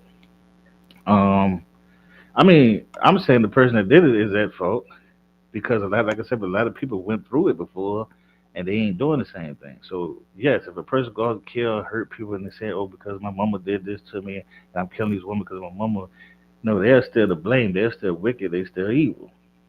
But the purge is the creator of that monster. The parent is the reason why he became that. So that parent had blood on their hand also. See what I'm saying? But that parent probably got abused and beaten by her parents, her grandparents, maybe her uncles, her brothers. And then her, the person that abused her, probably got abused. See, this is things go down the line. So who can you blame? You can blame that whole line because that whole line has become what cursed. All right, and this is what we call curse of generations. All right, let me see. Let's go to the next one. I'm gonna let you on. So I'm gonna get the link and I'll put it up after I finish. Is demonic possession real? Because I know DOA about to do some at 10, so I probably let people come on like 10 minutes, 20 minutes, talk real quick. Then, we could do another show at 10 with DOA come in. He got some stuff to talk about, so we'll jump on that too. Um, is demon possession real? Vermont Law Review. Now, these ones are small. Give me a sec. In 1981, Johnson stabbed his landlord to death and pleaded guilty by reason of demonic possession. Prior to this, Johnson witnessed his future brother-in-law levitating, listing the number of 42 demons in Latin and possessing unusual strength. After Johnson told the alleged demon to enter into his body instead, he began behaving strangely, committing acts such as putting his fist through a chest of drawers with no explanation and falling 100 feet without injury. Johnson's lawyer argued that the demonic possession caused by Johnson to kill his landlord, a defense that showed Johnson's lack of intent. Indeed, Johnson claimed that he completely blacked out and did not remember stabbing his landlord at all. A local news article covering Johnson's trial cited the Connecticut Supreme Court judge Robert Callahan as denying demonic possession is simply not relevant. Manila hoped to doctrine demonic possession is a real occurrence. Judge Callahan, however, considered this incompetent evidence. If Judge Callahan had allowed this evidence, legal observers predicted it would have set a precedent for others to use and would hamstring law enforcement. Johnson was convicted of manslaughter and served 5 years to 10 and 20-year sentence. So they saying he probably was what? Psychotic, schizophrenic. But what happened is he told him a demon came inside him. Now what they're saying is law wise, hey, if you let this person off on the strength of demonic possession, then who knows how much people will do this and then say they are possessed by demons when we can't prove if they are or not.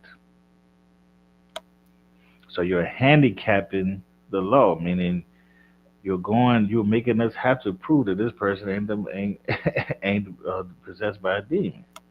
So therefore, I mean, now to me, this stuff like this probably made psychology and psychiatry and stuff like that more of a importance of research because of things like this.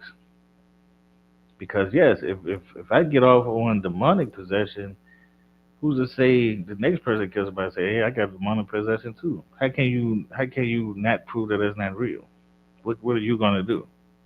Unless you understand mentality, unless you understand the mental health of a person, and understand that hey, this person might have been through the stuff that made them do this, or why this person do it. That start making you have to study that more.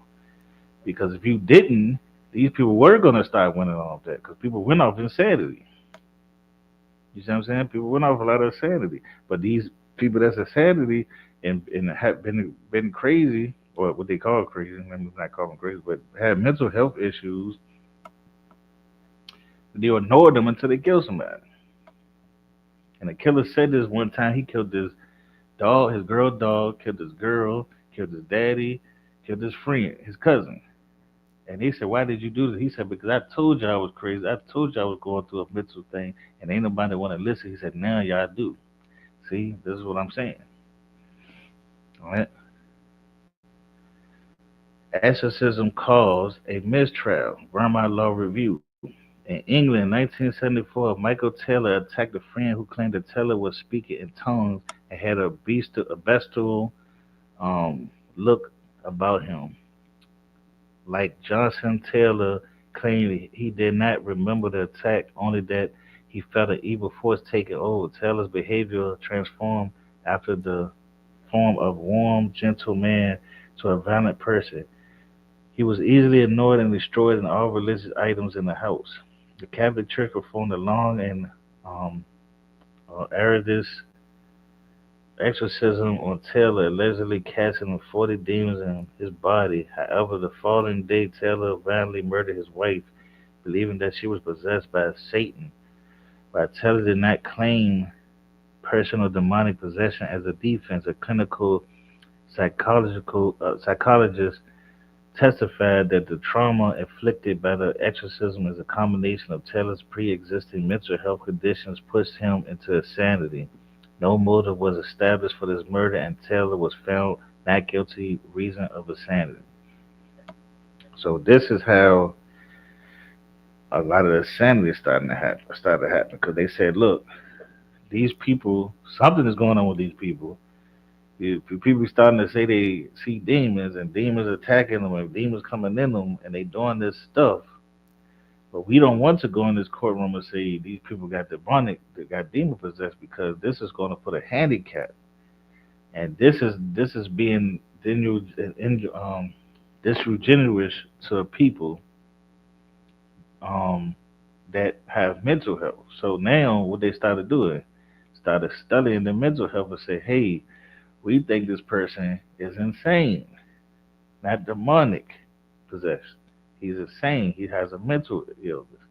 So now, because do you want to really lock these people up with people that's mentally sane that might have did violent things? Some of them still kind of insane too, but insane people, sane people normally.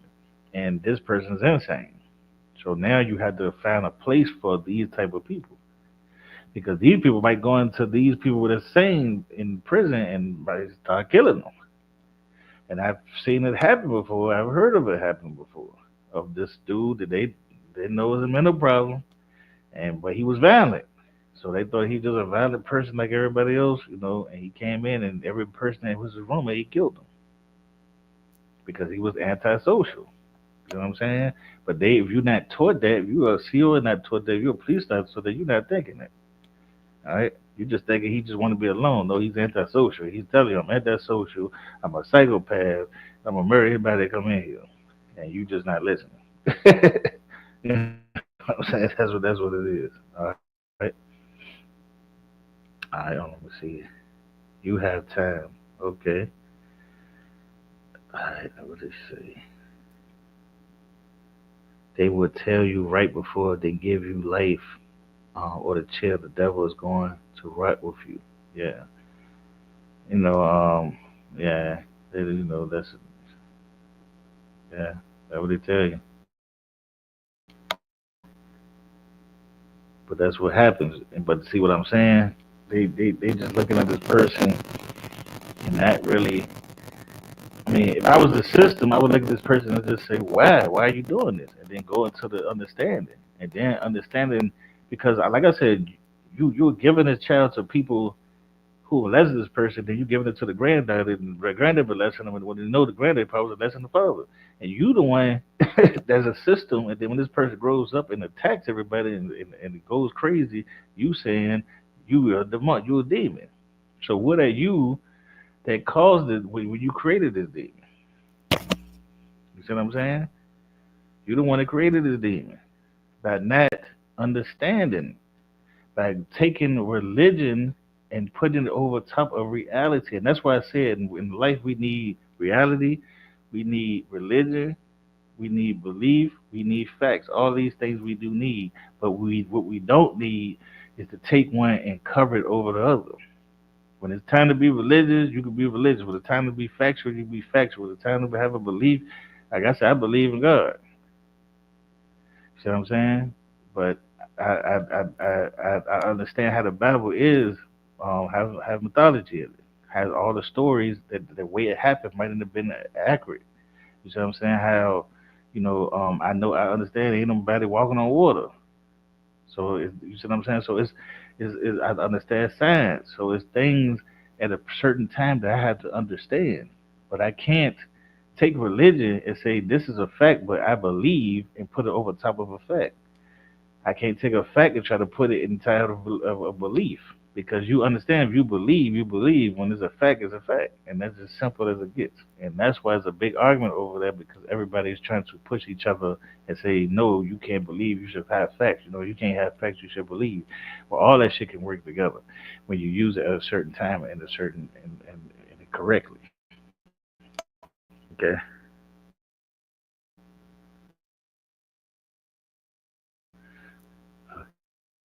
Okay. Let's see. To be valid, murder defense in court of law.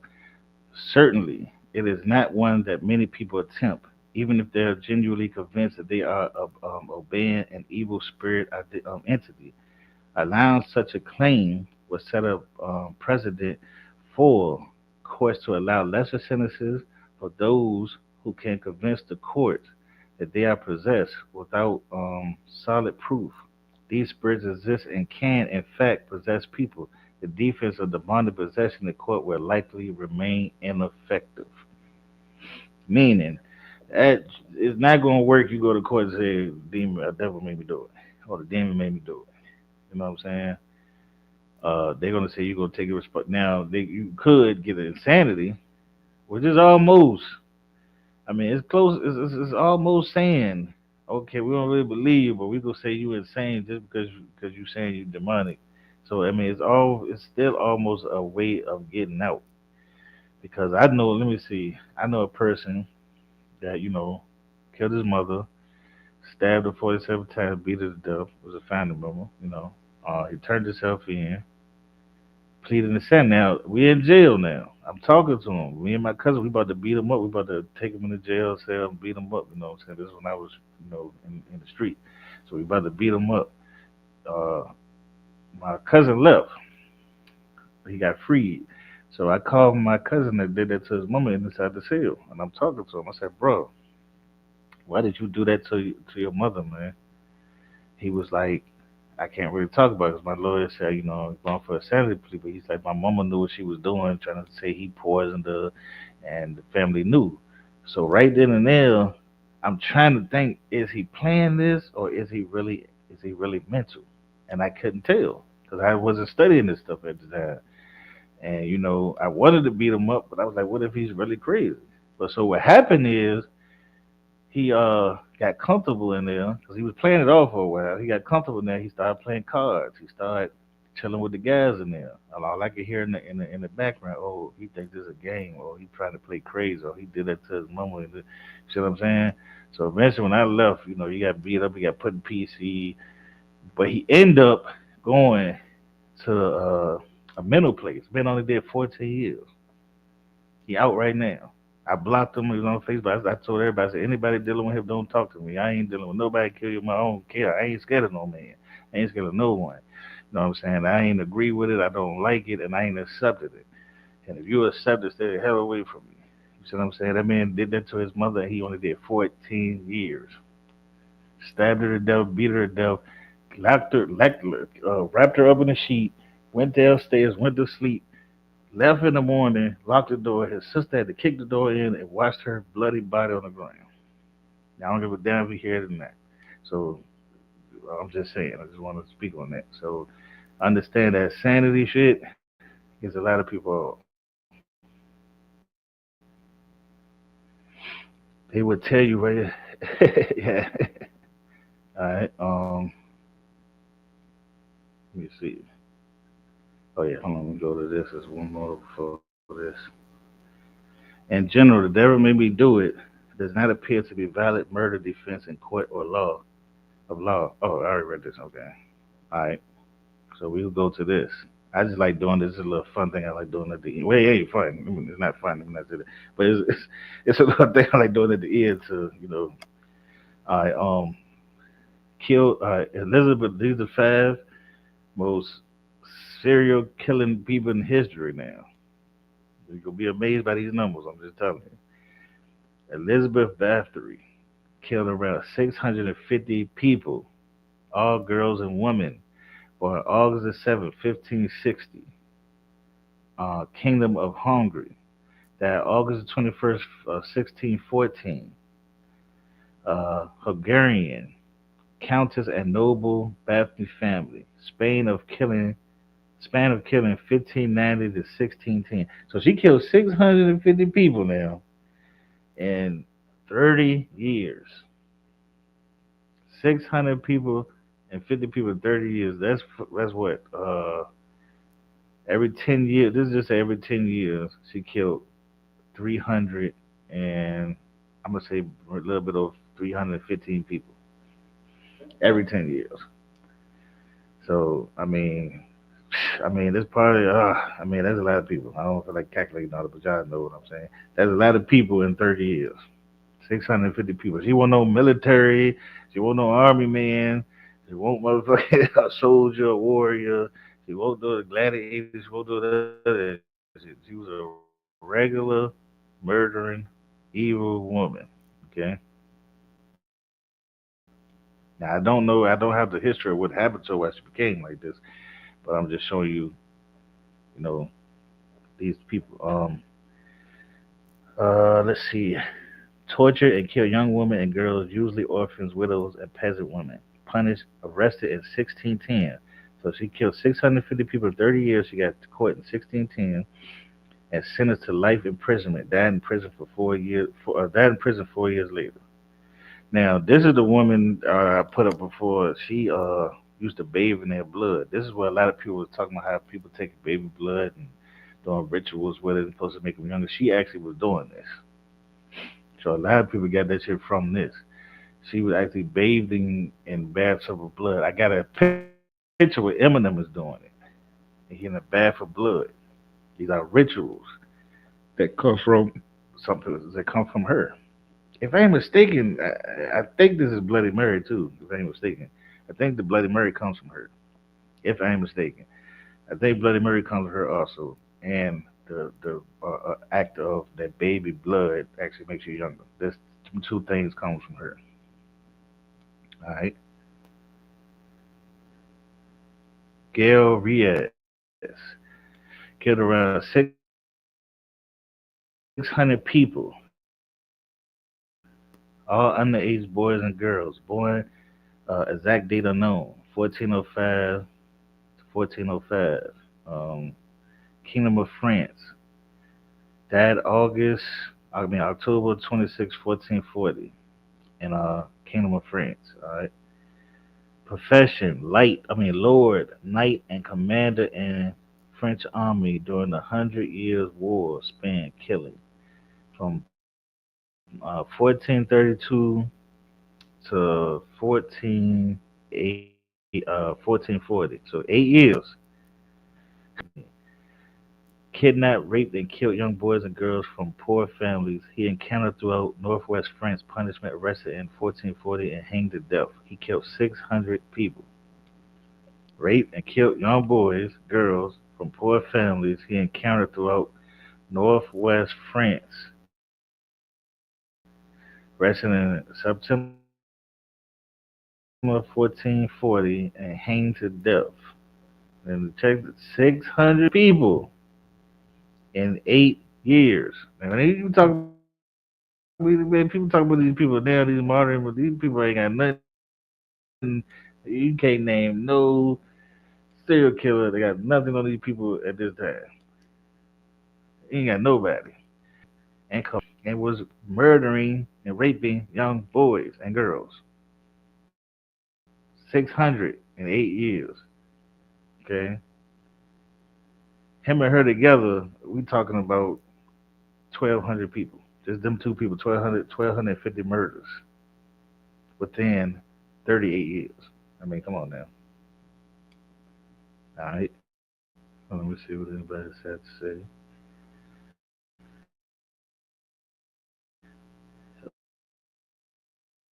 Okay. Let's go to the next one.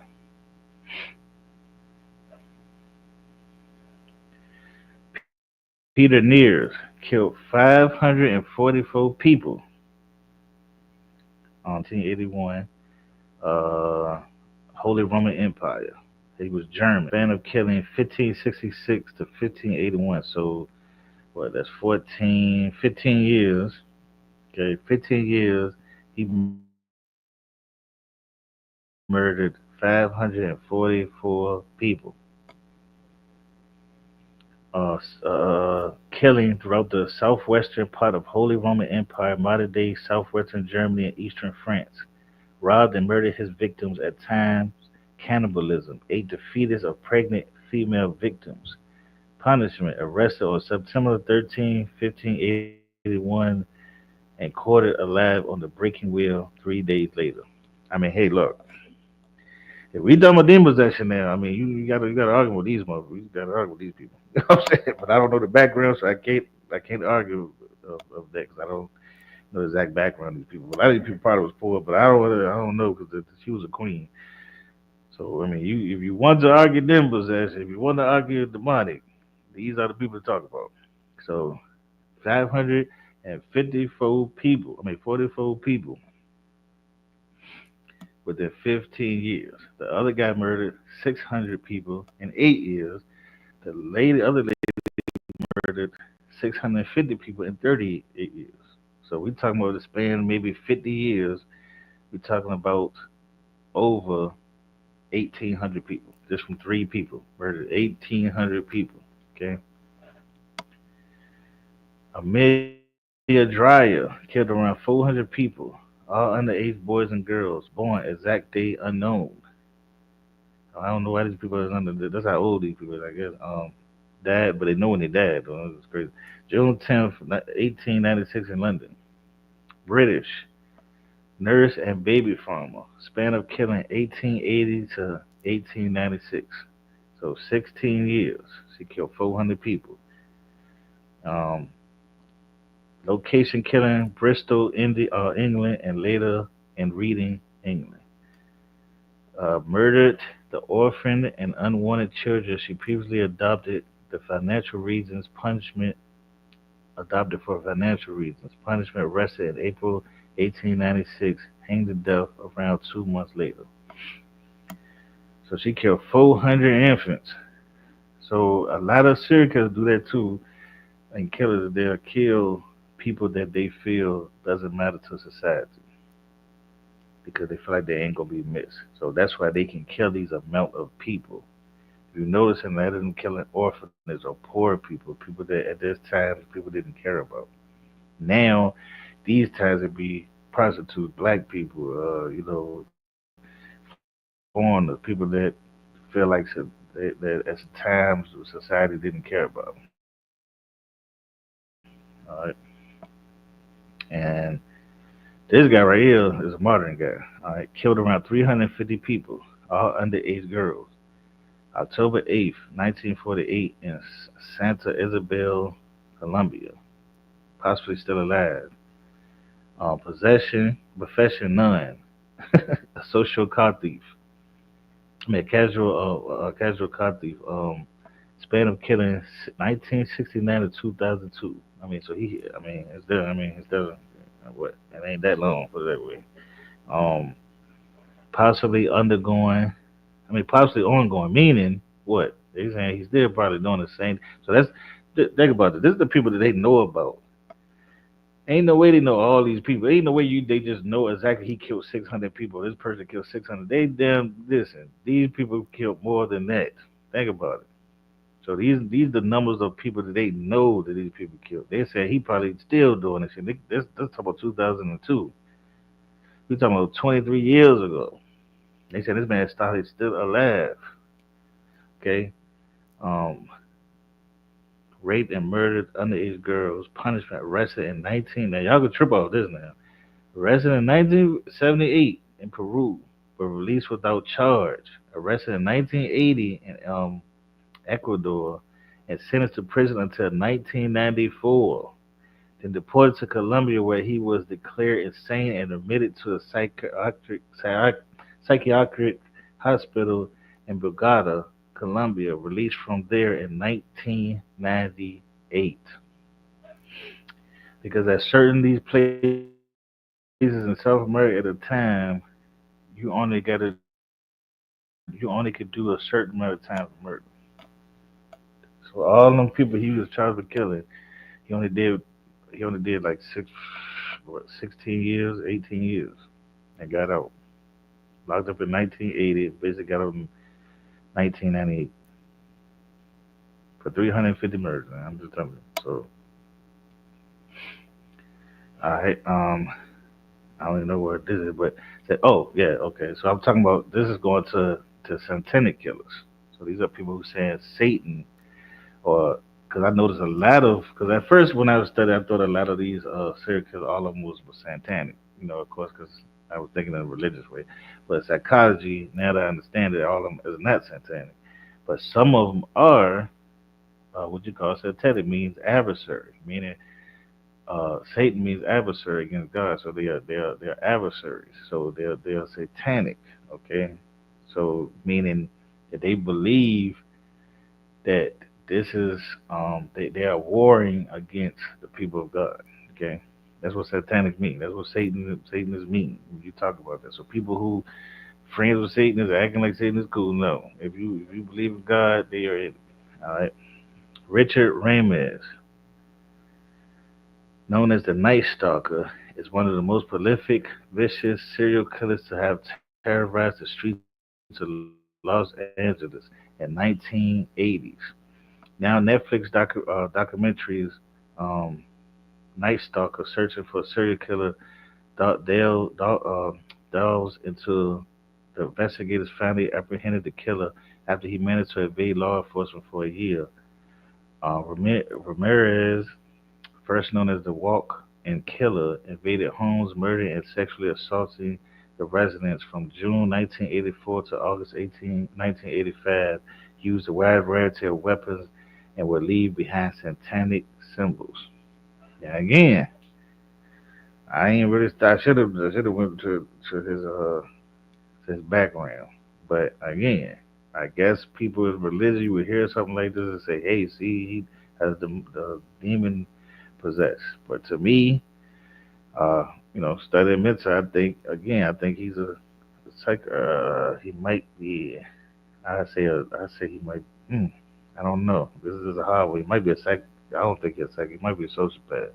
I don't know. Because I don't really know exactly how he did it. If he was a person that kind of hit it, played it off, you know what I'm saying. But he was satanic. Most likely, he was sociopath, right? Psychotic. I don't know if he was antisocial or nothing like that, but them the two things that I see from this. He was mostly psychotic, um, and antisocial. Not antisocial, sociopath. Yeah. Okay. I think I got one more thing I'm gonna talk about. Then I'm gonna. Oh, let me share the link in case some people wanna come on real quick. Alright, share the link. I don't know. Just want to make that notice.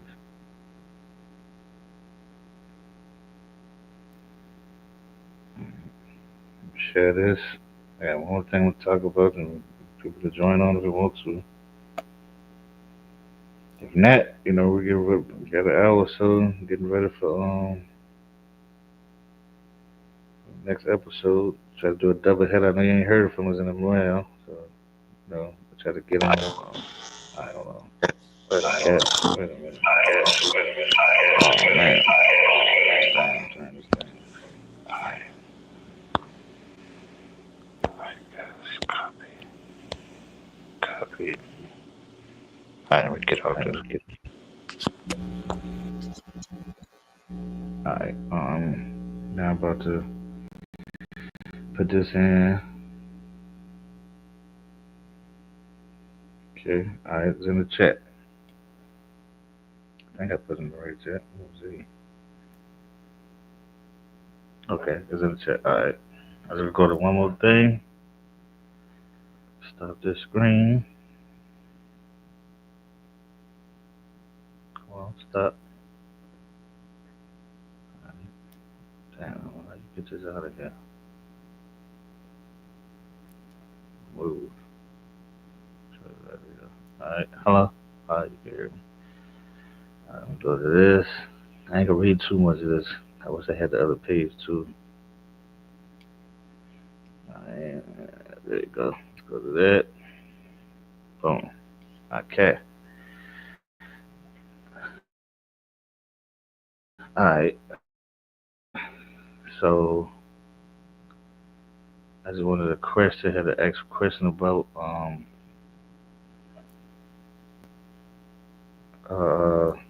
Hey, what was the question I was asking about with this? All right. Let me see. This about possession. This was methods,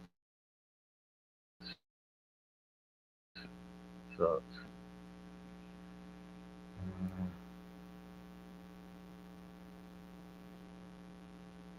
Oh, yeah. I think I was actually was it any real proof of anybody of demonic possession, basically. And I read a little bit of this. I ain't really fan some of it, but let me see what it says. In the literature, the theme of the demonic possession is widely treated a phenomenon of religious origin, contaminated by social beliefs, personal interpretations of psychotic impairments, but no study has ever demonstrated with representative sample the real extent of alleged psychopathological conditions. In 2019, the writer tried to trans a specialized research all possible explain the phenomena under consideration, shifting therefore several psychiatric, ethno-psychiatric, cultural, social, anthropological, esoteric, religious, psychoanalytic, treat the theoretical and consistency of paranormal fabric and evidence of psychopathological condition according to the new integrated approach always identified by the writer, which identifies manifest by the patient. Okay.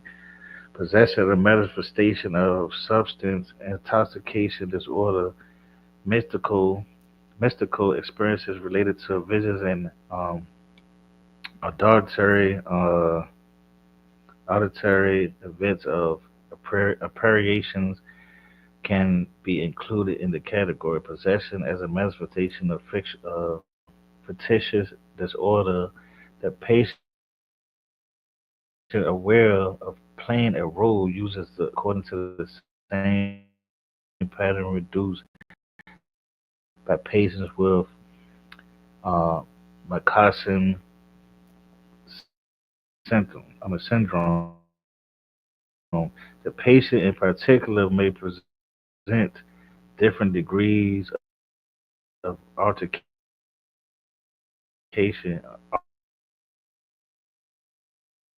alteration, and real perception, where the self-produced fictitious symptoms may even come to believe while remaining anchored to the fact that this his need is also in attracting attention, equivalent to the second category.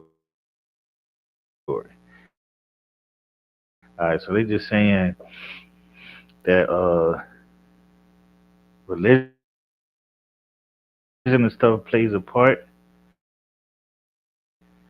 and some people, like I was saying, can use these things as manipulation. So a person understanding that they didn't really not demonic be possessed, so they play this role. Then some actually started believing the defense that they created. So it becomes that some people start believing yes they are, but some are using it,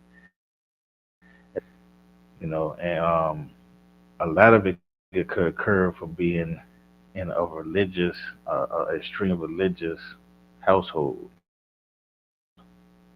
meaning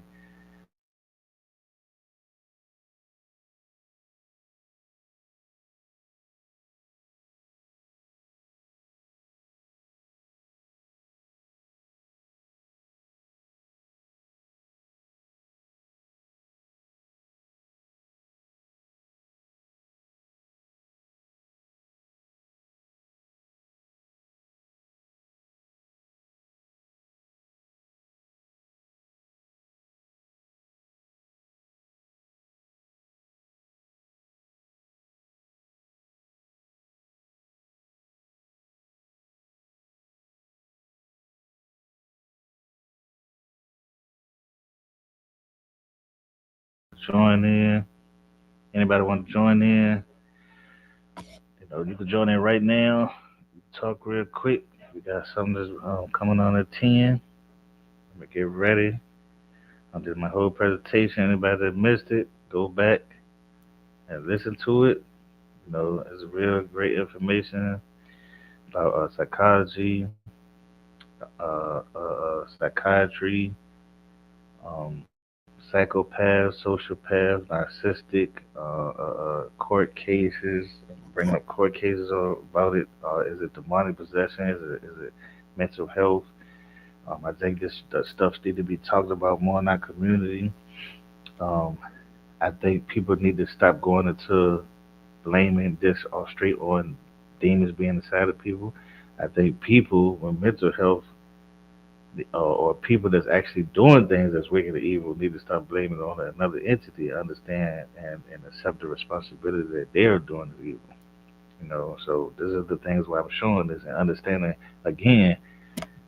When you understand psychology and you understand that child trauma, you understand that people could go through things that create monsters. You could be more careful into evaluating and looking at your family members, your children, your wife when she had postpartum, like I said, because that's a dangerous thing. It's a dangerous mental thing that a woman has postpartum. It's dangerous because it's a real mental issue. And if she has a baby, I mean, well, she most likely has. I mean, she does have a baby. That's where it comes from. But this baby crying all the time. Let's say the father ain't around. You might be the brother. You might be the uncle. Help out. Don't just leave that woman by herself because she can act off of that. She can snap because it's really a mental issue. If you see a child being violent with animals, you see a child doing certain things, understand that something might have happened to that child that you need to talk to them about. Um, Always, when you take your child to anywhere, I don't give a damn where you take them.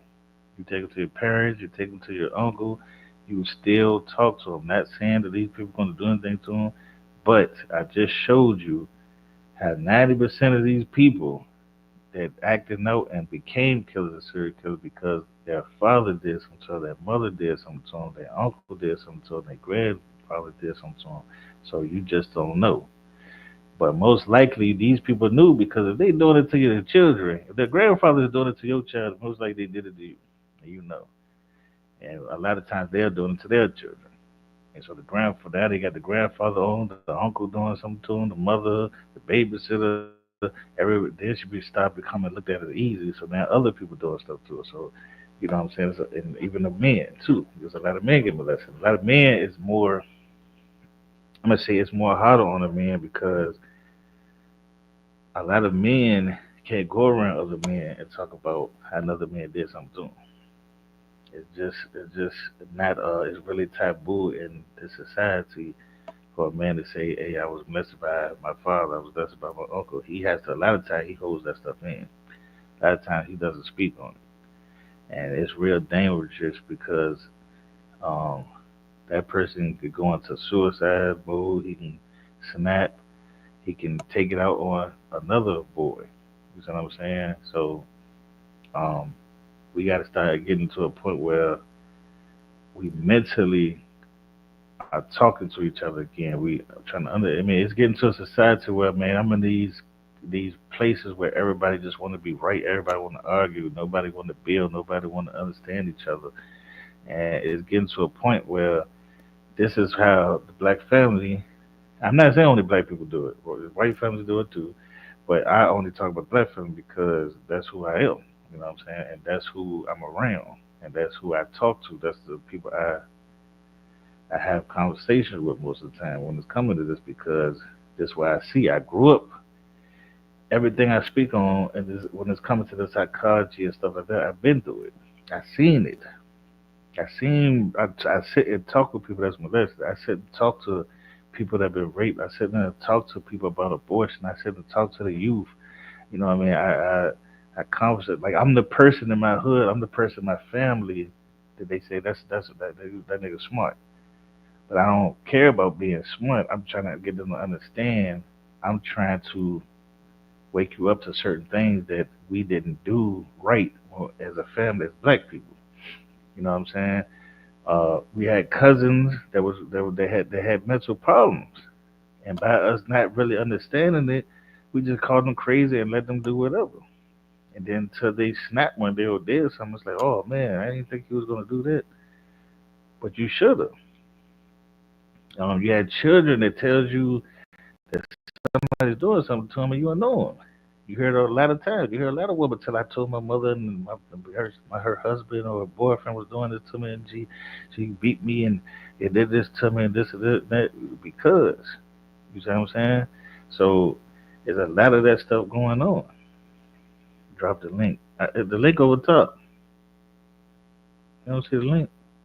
Oh, let me see the link in the Let me see. I'll drop it again for you. The link in the why did it keep going? Alright. I dropped it. It's gonna come up again. Yeah, but so understand when you studying, when you researching psychology, you start seeing you gonna understand what I'm saying when you start looking at a person, you're gonna look at them different. You're not gonna look at them in a way that everybody else is looking at them. You're gonna say, damn, why is he doing this? What making this person do this? And then you're gonna want to talk to them. You're gonna want to sit down. That's why a lot of people, they be like, why they going into these prisons and talking to this wicked serial killer killed 100 people? Because they want to know why. Because if I know why, I might convince the next person from doing this. If I know why this person turns a serial killer, I might convince the next serial killer. Um, if I know the symptoms, I might can catch the symptoms that my son might be giving or my nephew or this little nigga that's in the hood that's acting out, and I don't understand why he acting. I'm just calling him a bad child. See, we do things like that. We'll see children in the hood, oh, he's just a badass kid, but we don't understand what he's going through when he go home. He might get beat every damn time he go in the house, and that's why he outside. You see what I'm saying? He acting up because all he know is violence. You see what I'm saying? And it's a lot of these things that we have to start paying attention to. We talk about how society is falling, how people are becoming wicked, but what are we doing? We can't save everybody. We can't change the world. But what we can do is change what we can change. Like I said before, me and y'all should talk a lot of times. We say, look, man, we can't change the world. We can't change everybody, man. But we can change who want to be changed.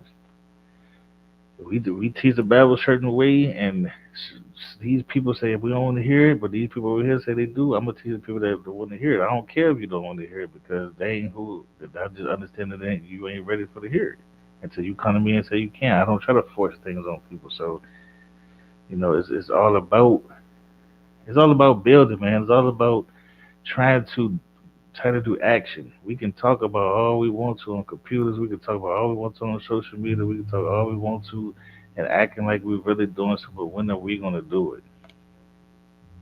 I can talk all the psychology shit, but it don't matter if I'm not in the hood. If I'm not around people that I can just use the psychology on. I'm not acting like I'm a doctor telling people to do this medicine and do that, but I'm willing to sit down and talk to her. I'm gonna tell you a story again. I was talking to a girl, right? I'm talking to my cousin. We talking about abortion. I'm like, abortion, murder. I don't think you should murder a kid. Girl, girl, girl got mad at me, spitting. You know what I'm saying? Let me see. Hold on. I'm gonna put in your matter of fact. I'm gonna put in your messenger. Where it go? 'Cause I don't know why you don't see it. I'm gonna put it. Oh, I don't know. Can't do that.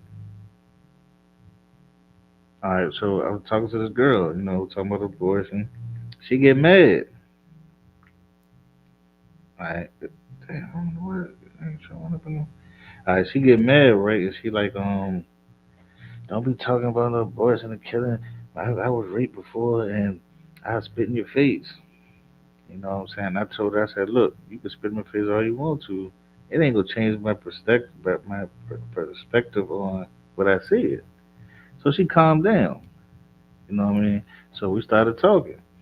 She started telling me, letting me understand like You don't understand being raped by somebody and having a child and thinking that this person that you have a monster inside of you that when they come out they're gonna be just like their father.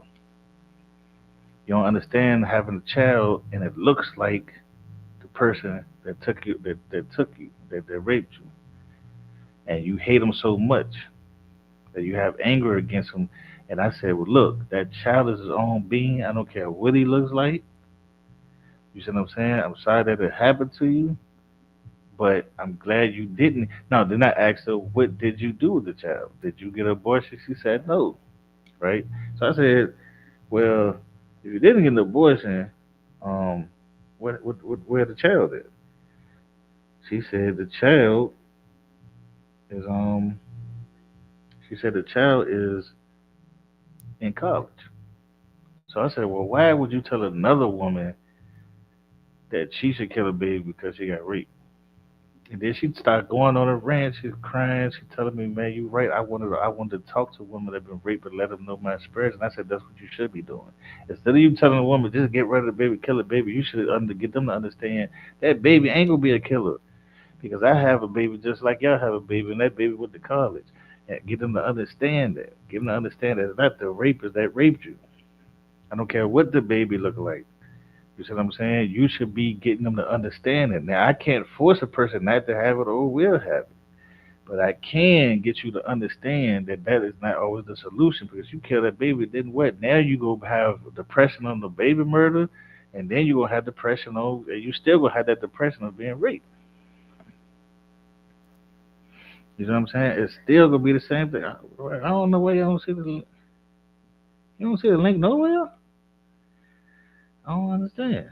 Oh, let me see. Let me copy it right here. Maybe you can see if I put it right here. All right. So yeah. So and that's what I was trying to tell her.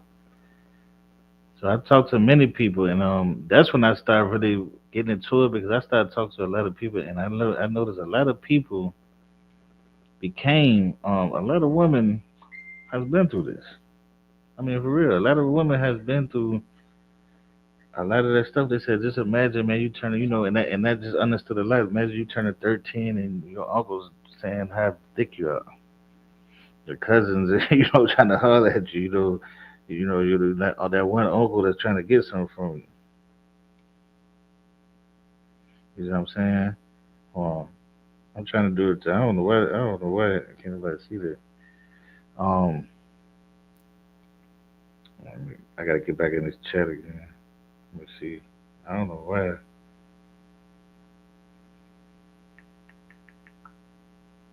I Let me do this real quick. What the? I don't know what that is. I don't know. Alright, yeah. So I don't know why. I mean, it's sitting right here. I can see it. And when I go into YouTube, I can see it. It's right. It's like right there. Well, I don't see none of y'all though. I don't see none of y'all information. Back into the live community guideline. Alright.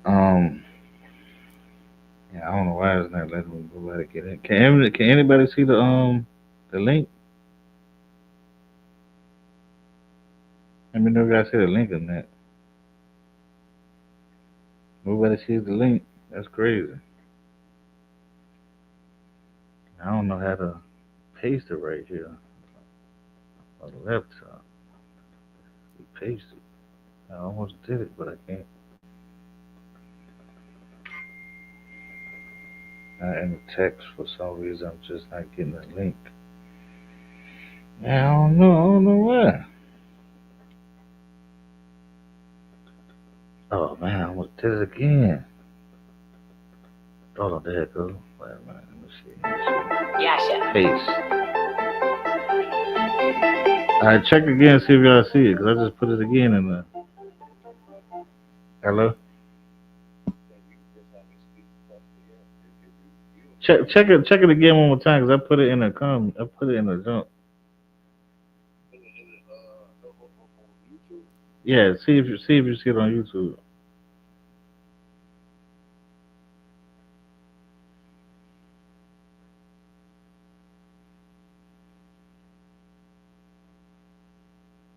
I don't know why people. I don't know why they ain't like letting people see it. That's crazy. I've just sent it like 3 times. Oh, you see it? 'Cause I guess I had to do it from the stream yard. All right. Yeah, y'all about to come on. Speak a little bit.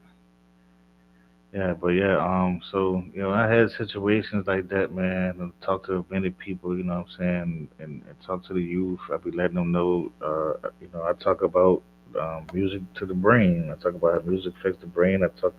We had a podcast show that I had with my friends, and podcast we brought rappers in. Every rapper, local rapper we brought in, every local actor we brought in, I asked them the same question, one question: do you believe that your music um, affects the youth? And they say yes.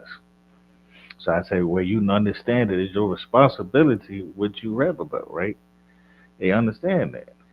But when money comes involved and power comes involved, a lot of people say they understand, but they still fall to it. You get y'all on here, about to bring you up. Peace, peace. Peace and blessings to Eric. Peace and blessings to the show. Peace and blessings to the chat. You know, we had a problem you sending these links. If you were sending these links, especially if you sent it to Messenger at all, I didn't get it. Yeah, I am really under the belief, man, that video that I've been pushing out, that it was real confirmation, man. That type of stuff is happening, man. yeah, And I'm not going to be up under the auspices that I'm going crazy. yeah, You know what I'm saying? I know what it is, and it is what it is. You know, yeah, yeah, good show, man. Good topic. I didn't catch it from the beginning. I didn't even know you was doing the show. I wish I could have caught it from the beginning. yeah, yeah. I I'm going to just have to. Yeah, I'm going to have to go back, and then that calls for you to get another view. yeah, So yeah, I'm going to have to go back and check it out from the beginning. You one of those cats, man, that I trust your information. I trust your research. You thing. want guys who giving good, solid research where you ain't got to go checking behind them because they lied Yeah, or they misunderstanding information. You know what I'm saying? yeah, When you put out stuff, it's generally some good stuff that people really needs to look into. And the type of information that you put out is the type of information that would better your life. You know what I'm saying? But mhm, sometimes that these type of subjects, be a yeah. little bit, It's too sensitive for people. yeah, And I think that a lot of times these subjects, you know, could be so because of the place that we were living in. They are the cause of this type of attitude. Yeah, And I think that they really promote this stuff. I think that they know about a whole lot of. I mean, think about those two twins that got on a plane and ended up in a place that they didn't even set out for and became target practice in the sundown town. yeah. I heard about that. That's crazy. You know, And these the things dude was still the happen. dude was a firefighter, right? Yeah. Now, That's crazy. now is he being charged for the crime? It was a murder suicide. So they said that they killed each other. No, well, I think he killed them and then killed himself. If I ain't mistaken. Oh, so he died too. Yeah, they say murder suicide. So I mean, that's what I'm taking it as. He killed them and then killed Oh, himself. so you got a firefighter, one who comes to do his community good, and I guess he's going to do the community good by killing two brothers. Yeah, but They see don't need to, they don't when have they no business in that area. yeah, yeah, I don't know why they was in the sundown town. That's crazy. And but it's a dude that did that before. He came to a black neighborhood and he killed two people in the store. And I think it's the like people like the KKK and stuff like They using them. I think they use them like a weapon. Like these people already have like mental issues and already part of the pressure ready to go anyway. And they're like, hey, if you ready to go take some of them niggas with you. You know What what I'm ab- saying? it's problematic because then we got to deal with that crazy shit. And then you got the issue. I just got a phone call to watch out because somebody is walking through, the vicinity, busting out people's windows and shit. They don't live around here. See, and now that's just crazy. It's just a continuandum. I got to watch out for black folks. I got to watch out for people. It's just the hate, man. You know Yeah, what I'm saying? I think about Malcolm X, the hate made. But you got to understand that hate made this. yeah, For Malcolm, if Malcolm had any kind of hate in him, it was because it was so much hatred against him. It just didn't make no sense to give love. exactly. Yep, that's I what. give you love and you just gonna keep hating me more. Yep, that's exactly what I was talking about when I was talking about this. How can these people block out emotions? They block out. They don't understand love.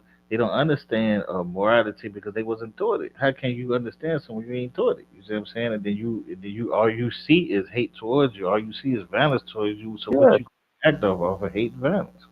And that look at the African American, that's all you have given us with hate. And you wonder why. And we're resilient people. We have made it. And even in the midst of all that has been given to us, I think we're doing great as a people because of what we've been through. But at the same time, we have been through it and it was traumatic. And it's so traumatic that we're still suffering from it. Yeah. We're still suffering from it because people still doing it.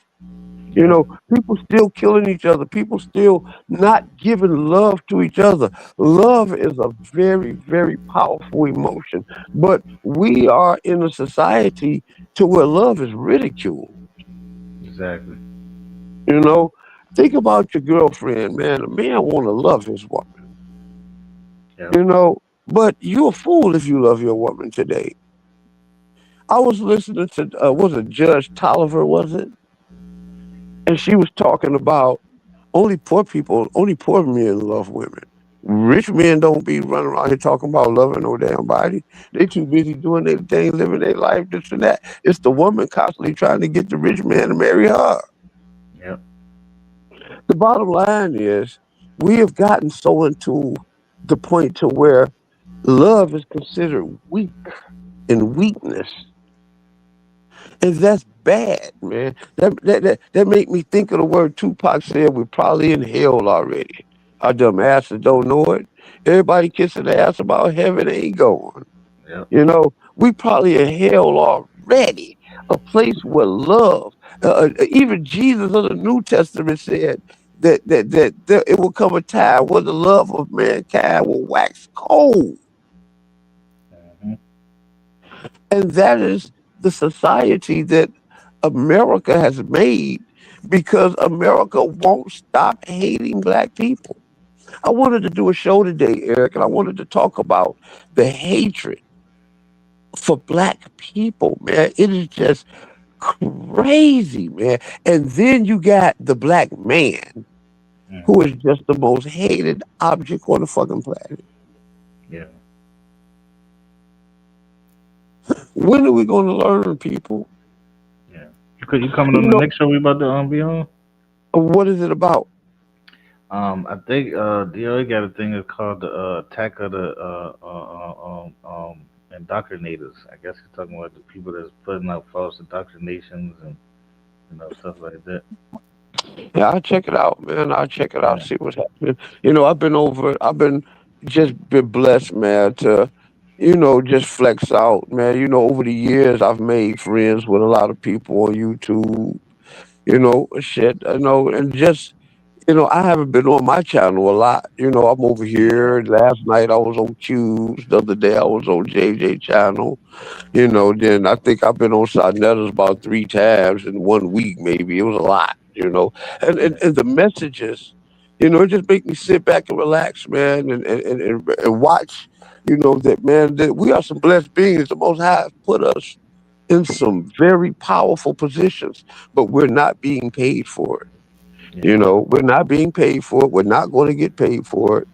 But you're in a powerful position because of all the men on the planet.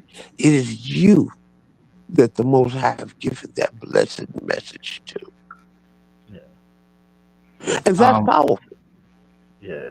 But we can end it because what you call it about to drop his video. Supposed to been stopped. You wanted to say an ending before you go, so I can Yes, this is Yaship in Israel. Hey, y'all. Hey, man, I just want y'all to know I love standing up here, conversating with y'all. I love dropping jewels. Uh, I love, man, I'm a very positive person, believe it or not. I have anger issues and I've been through the ringer. Our people have been through the ringer, the hate that has been given to us, man. yeah. But I just thank the Most High for being here. I thank the Most High for an opportunity, man, to build with like-minded brothers and sisters. Because, like Jadakiss said, y'all, we gon' make it. Yeah. And y'all check out the new. It's about to come on. It's about to do a show coming on DOA, and well tomorrow, me and Yashi might do something tomorrow on this show. So we talk about something. See what we gonna talk about. So Yeah, y'all because I can't share on my channel. So if you can get your channel up and pumping, you yeah. know, and I can get the information over there to my people. Okay. Yeah, we can do that. So I prepare for the double header. I've been on here for about about 2 hours there almost. Enjoy glad y'all enjoyed the show. Um, coming up, another one coming up soon, talking about the indoctrinators. So check it out, and I'm gonna leave us with these songs right here where we leaving out. Peace. Peace, peace.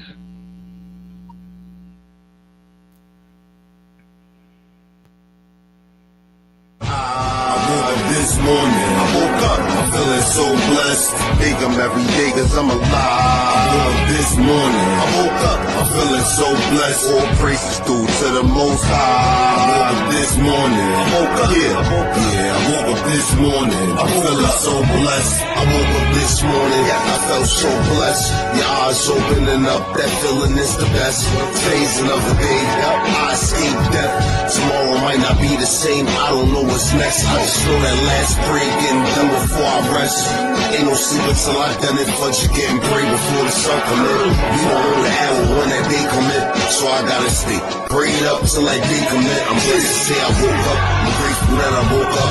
That's another day for growth, and that's watch it blow up. Just understand, one day we gon' have to go up, and we gon' meet them close up. They act like they don't know such, well I'ma tell you this much, oh my Lord, no, I will never switch up. It's gonna be some tests and some trials, just don't give up. Shaitan don't whisper, you just can't slip up, you just can't slip up. I woke up this morning, I woke up, I'm feeling so. Could just be here will make you reminisce. Sitting back, pondering, wondering if this really it. I'm really it. Everyone told me since I was just a jit that I would make a difference. Like instantly started making hits. July 25th, moms and pops received the gift. That was me, the golden child, the black sheep. Now I'm grown and proud. Pops died, I was 12 or 13. Turned a crib at 13. That was some niggas' worst dream. Older sis was 16, older brother was 19. I looked up to him, I felt he taught me the right thing. I was skipping school and hanging all night on that night scene, flipping packs, stealing cars and breaking in houses for nice things. Future looking blit, past is colder than ice cream. Mom's throwing fits and I'm fighting and serving crack fiends. Where I'm from, you either the hustler or the doer. Had a fetish for cash and too much pride to be a doer. But don't get it twisted, I seen them hustlers turn to doers and doers turn to hustlers. That's the life in the sewer. My granny is my rock, she knew her grandbabies was rulers. So I'ma forever show my respect I ever knew ya. Hallelujah. To God. Allah. To God. Elohim shit, nigga. Meditation. Hey look, malicious wound assault, the battery as a jury charge. In and out of police cars, ain't never gonna respect the law. Expect the law to shoot you in your back and flip your closest friend. Claiming that you telling and you'll never see his fam again. Niggas fall for everything, how you stand for anything? Niggas tripping in they rain, I'm dry and catching them again. Cause I done live a hard life, my hands I play my cards right. In that kitchen all night, turning salt to that hard white. I'm alright, but Logan, powder blue up on that left side. Crippin' with my south side hitters, but I'm from west side. Yes, I'm riding on any vision in my eyes. My mind spiritual didn't help to be baptized. Skinny dip is swimming that lake of fire like 4 times. Flesh still attached, but I'm burning all on that inside. Sit back, thinking in concentration and no mind. No lie, truthfully, honestly, I'm the Like, peace, peace, peace. Shalom.